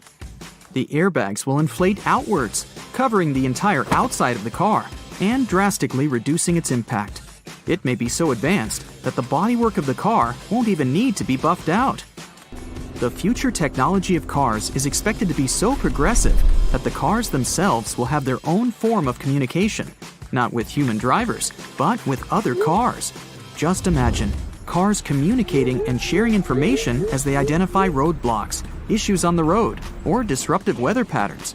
It will all ensure the most efficient and safest route possible.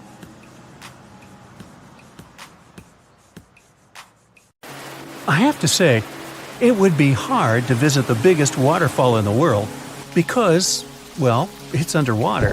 Deep down below, there are fissures and caverns on the ocean floor. They form when water oozes through the layers of salt that are beneath it. This water is filled with dissolved salt. This makes it denser than the water surrounding it, which is why it ends up settling into these fissures. Such type of dense water forms a massive waterfall near Denmark. It's a giant cascade that plummets 11,500 feet. That's over 3 times the height of well-known Angel Falls in Venezuela. So the colder water of this waterfall sinks after it collides with the surrounding water that's less dense. Now, the tallest mountain in the world is also underwater, at least partly. If you put it side by side with Mount Everest, the mountain we consider the tallest, Everest, would be like a bunny hill compared to Mauna Kea. This is a giant mountain, but also a volcano that's half above the water and half underwater. From top to bottom, it stretches at 33,500 feet, nearly an entire mile taller than Everest. Now, the Titanic had almost experienced a collision a couple of days before it struck an iceberg and sank. That was something a steward from the ship wrote in a letter to his wife. He mentioned that as the Titanic was leaving the dock in April 1912, it almost collided with the SS City of New York. They managed to avoid that trouble and sailed off to the journey that would later become one of the biggest mysteries and stories in modern history. So, like a fender bender in the harbor might have saved all those lives. Wow. Moving on. We all have unique fingerprints and tongue prints that make us different from each other, even identical twins.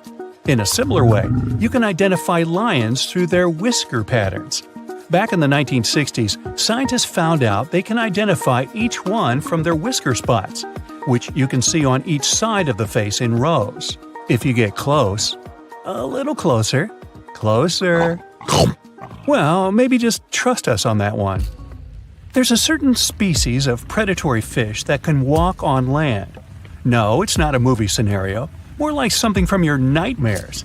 These animals are called snakehead fish, and they sometimes come out on land when searching for food. They evolved to have gills and a special organ that allows them to breathe oxygen located in their gill arches. So they're not in a rush to come back to water right away. They flop on their fins and can move up to a quarter mile away. These creatures can weigh around 14 pounds and live in different locations such as Florida, California, and New England. And if they weren't scary enough, snakehead fish are native to Asia and Africa, which makes them an invasive species in North America. This means they don't have natural predators, so their population can grow without control. Oh, goody. Ever wondered what stuffed animals are doing strapped to the fronts of massive trucks? These toys are the same as the decorative figures that adorn the bows of ships. Such symbols, or mascots at the front, are a way for sea vessels and trucks to reveal their identity to the world. The actual message seems to be truckers are harmless and playful. Maybe the need for sending such messages comes because people mostly see supply trucks as giant road beasts that just dominate lanes on the highway with their spiked wheels that kinda tell you to keep away. Sometimes you'll see stuffed animals strapped to the front of garbage trucks. These are often toys rescued from the trash. They might be aged and imperfect, but they still give their vehicle a bit of warmth and personality. Same as that bumper sticker you have on your car. It's all about customization. Now, if you were on Mars at the moment, you'd probably be able to enjoy listening to the winds there. Sensors researchers set up on Mars picked up the vibrations that happen to be the first ever recorded sounds of Martian wind. You can hear the wind at a decibel within a range that humans can perceive, but you need a little help from your headphones. Almost 50 years ago, a man from France took up a very unusual task. eating a Cessna 150 airplane. He developed a pretty uncommon tolerance for eating dangerous things at an early age. Hey, where was Mom? Actually, he had a rare condition known as pica, which makes you hungry for things that are usually not considered food, like toys, grass, or in this case, an entire airplane. It took him 2 years to finish this large metal-filled meal, and then he took off. Venus is the only planet in our solar system that spins clockwise. At its early stages, this solar system was just a swirling cloud of gas and dust, like me in kindergarten. At some point, it collapsed into a spinning disk, and the Sun remained at its center. Because of this, all the planets move around the central star on roughly the same plane. Planets spin in the same direction too, counterclockwise if you observe it from above. At least most of them. Uranus spins on its side, and Venus spins in the opposite direction. This probably happens because of giant asteroids which knocked these two off course a long time ago. Most of our planet is covered in water – seas, oceans, lakes, rivers. But if all of that water evaporated and then came down again in the shape of a giant storm, our entire planet would be covered in 1 inch of rain. Things are a little bit different with gold. All of it, located in our planet's core, could cover the Earth in a knee-deep layer, 13 inches. Yup, there's a stash of gold deep down there. It sank when the Earth was still in the forming phase, because that's when it was in a molten state. But we can't reach any of that precious metal. Oh well. You'd think it's only possible to see rainbows during the day, but they can also occur at night. This rare optical phenomenon is called lunar rainbow or moonbow. It happens when the sun coming from the moon gets refracted through water droplets in the air. Moonbows are usually very faint and rare because even the brightest full moon still produces far less light than the sun. The inventor of the microwave wasn't really aiming to create a device we know as a microwave today. He was actually testing a radar magnetron, which is something like an electric whistle that produces vibrating electromagnetic waves. Okay.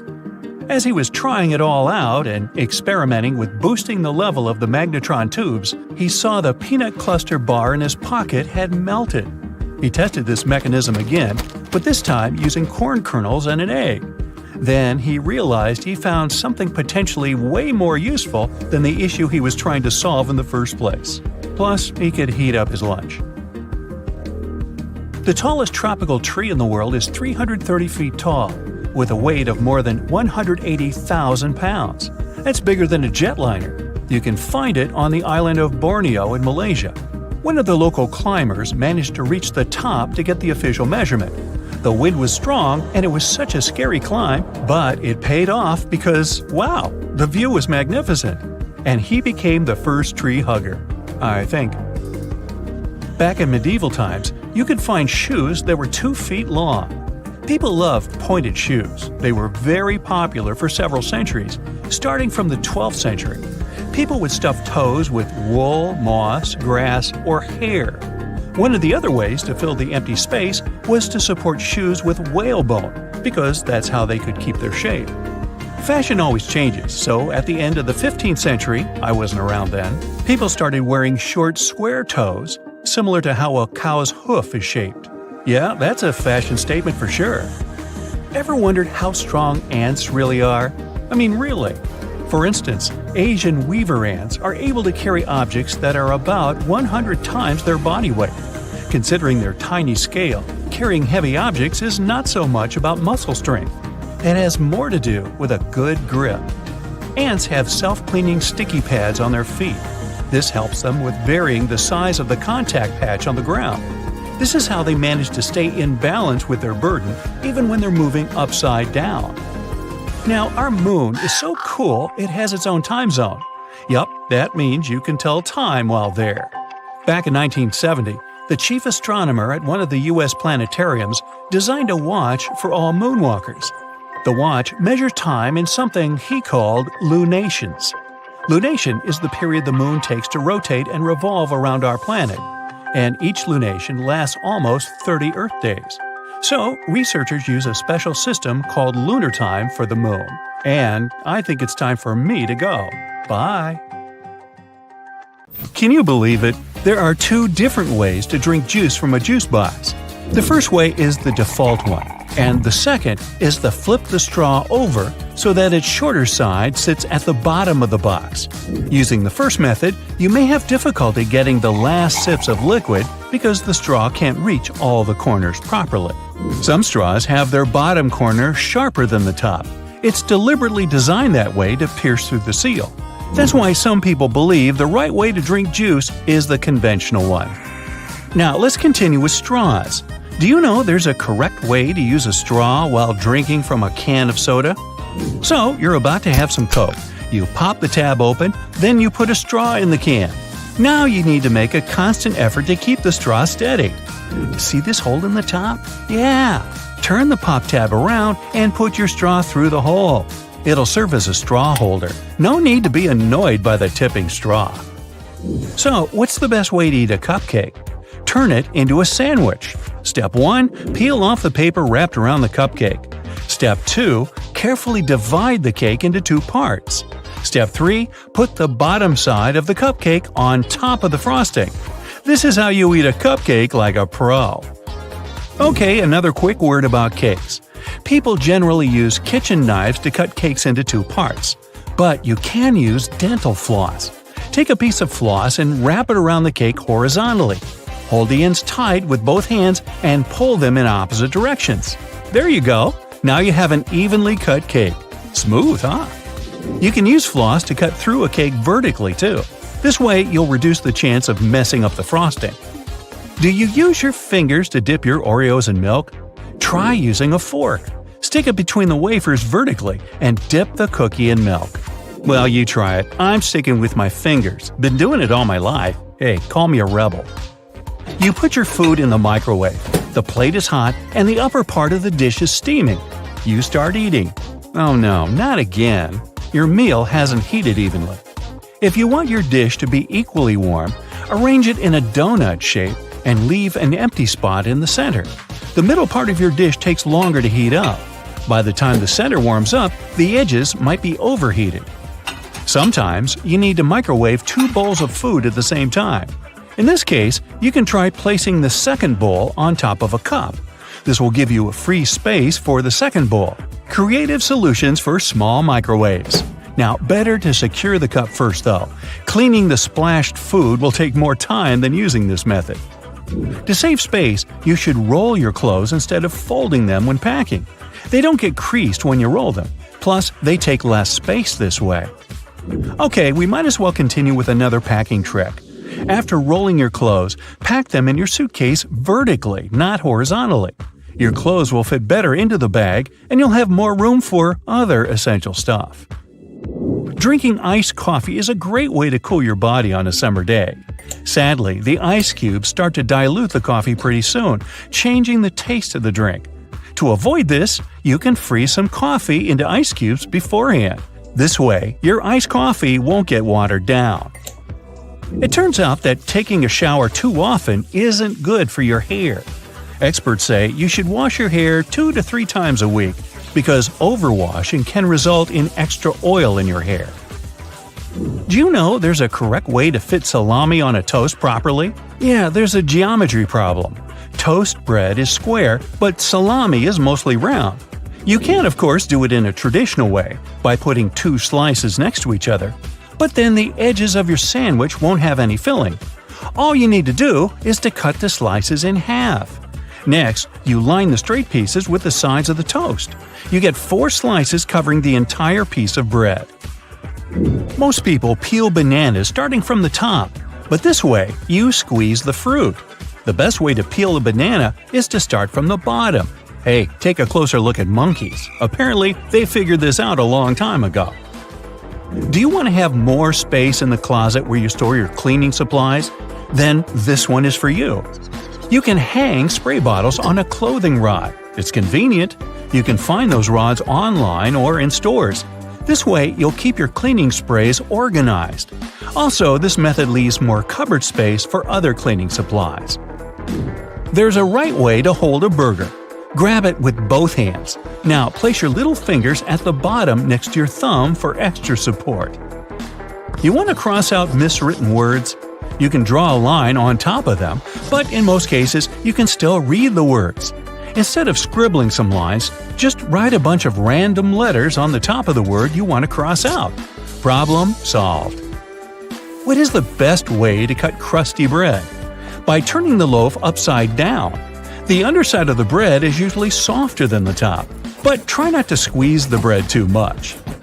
The traditional way to drain pasta is to place the colander in the sink. After that, you drain the water and put your pasta back in the pan. But this method isn't the most effective. Sometimes, pasta gets into the holes of the colander. The second option is less difficult. Place the colander into the pot, and while holding them together, drain the water. This way, you don't have to move your pasta from the pot. This trick works best if your colander fits your pot. If you don't want to buy several colanders, you can still use this method, but you should be more careful during the draining process. Now, does your freezer ever spoil food? You put ready meals and groceries in the freezer. 2 weeks later, you'll open it only to find your food freezer burnt. There are 2 reasons for this. First, you stock your freezer with too much stuff. Overloading can block the vent. Then the air inside the freezer won't circulate properly.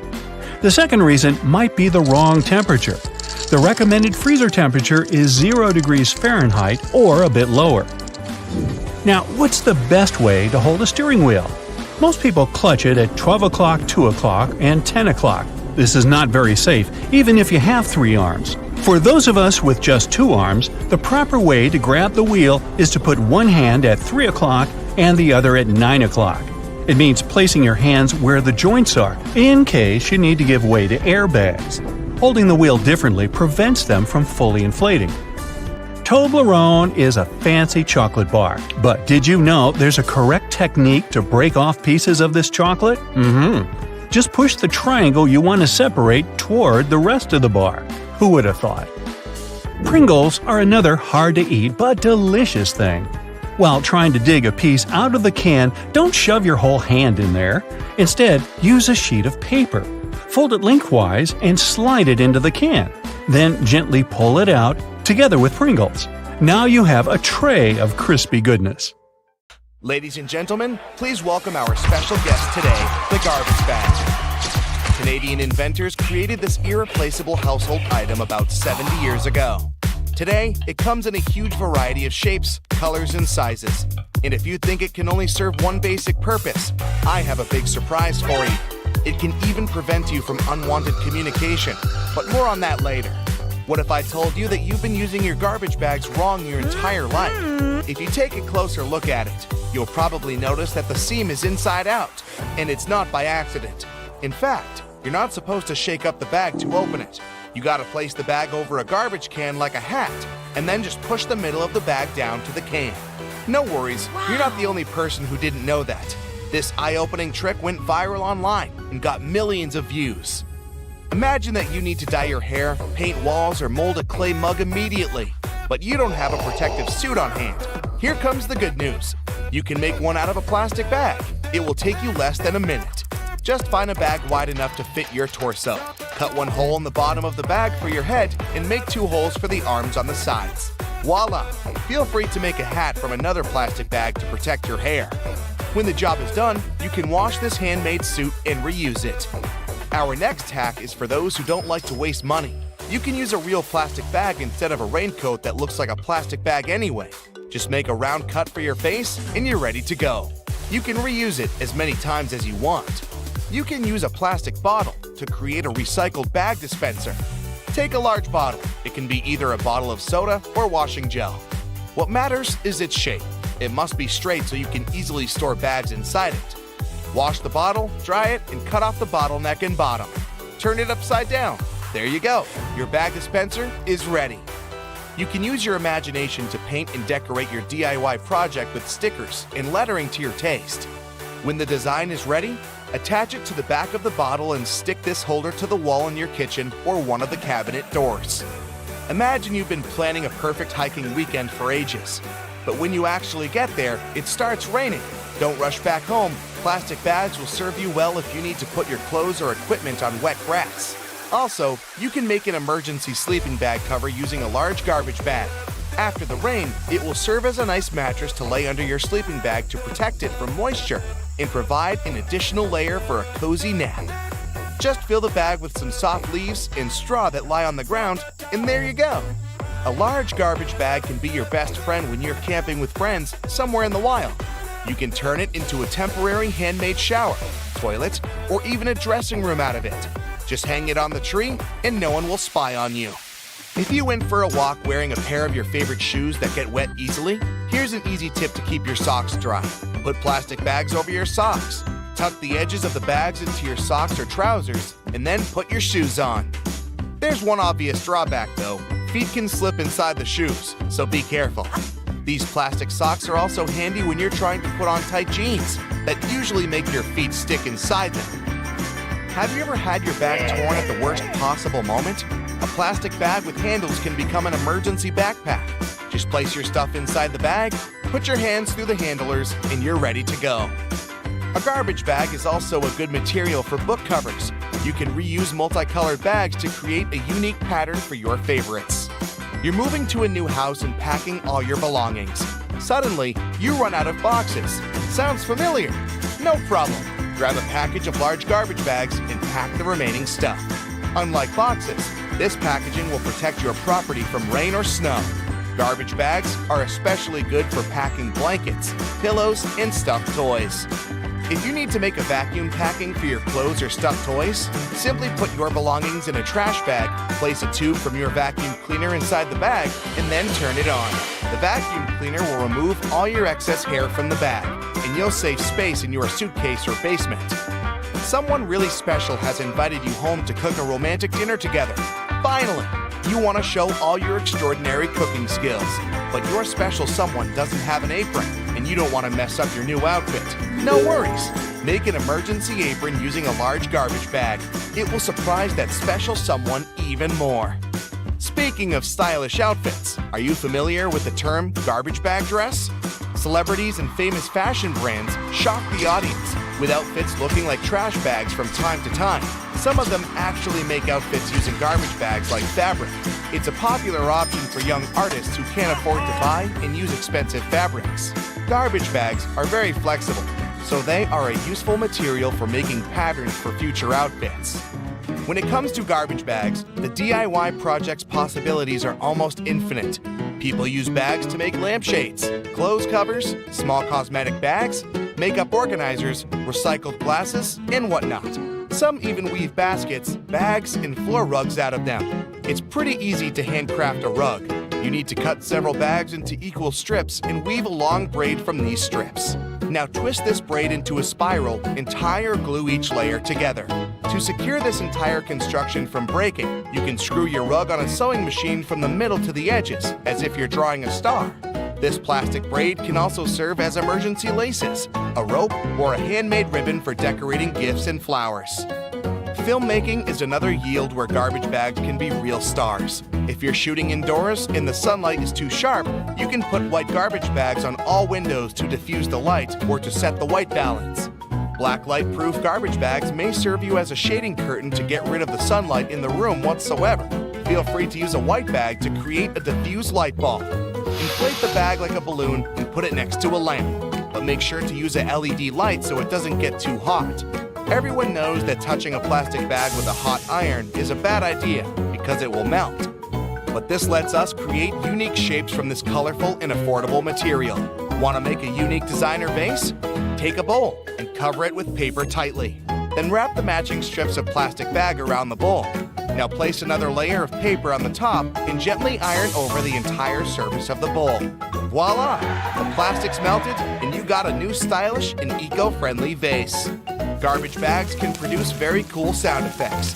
If you live in a desert where it never rains and need to recreate that relaxing sound, use a plastic bag. It's always better to speak up like an adult, but if that doesn't work for you, here's a quick fix. Next time some annoying person calls you, don't bother to make excuses why you can't talk right now. Just grab a garbage bag and rustle it into your phone speaker yelling, "Hello? Hello?"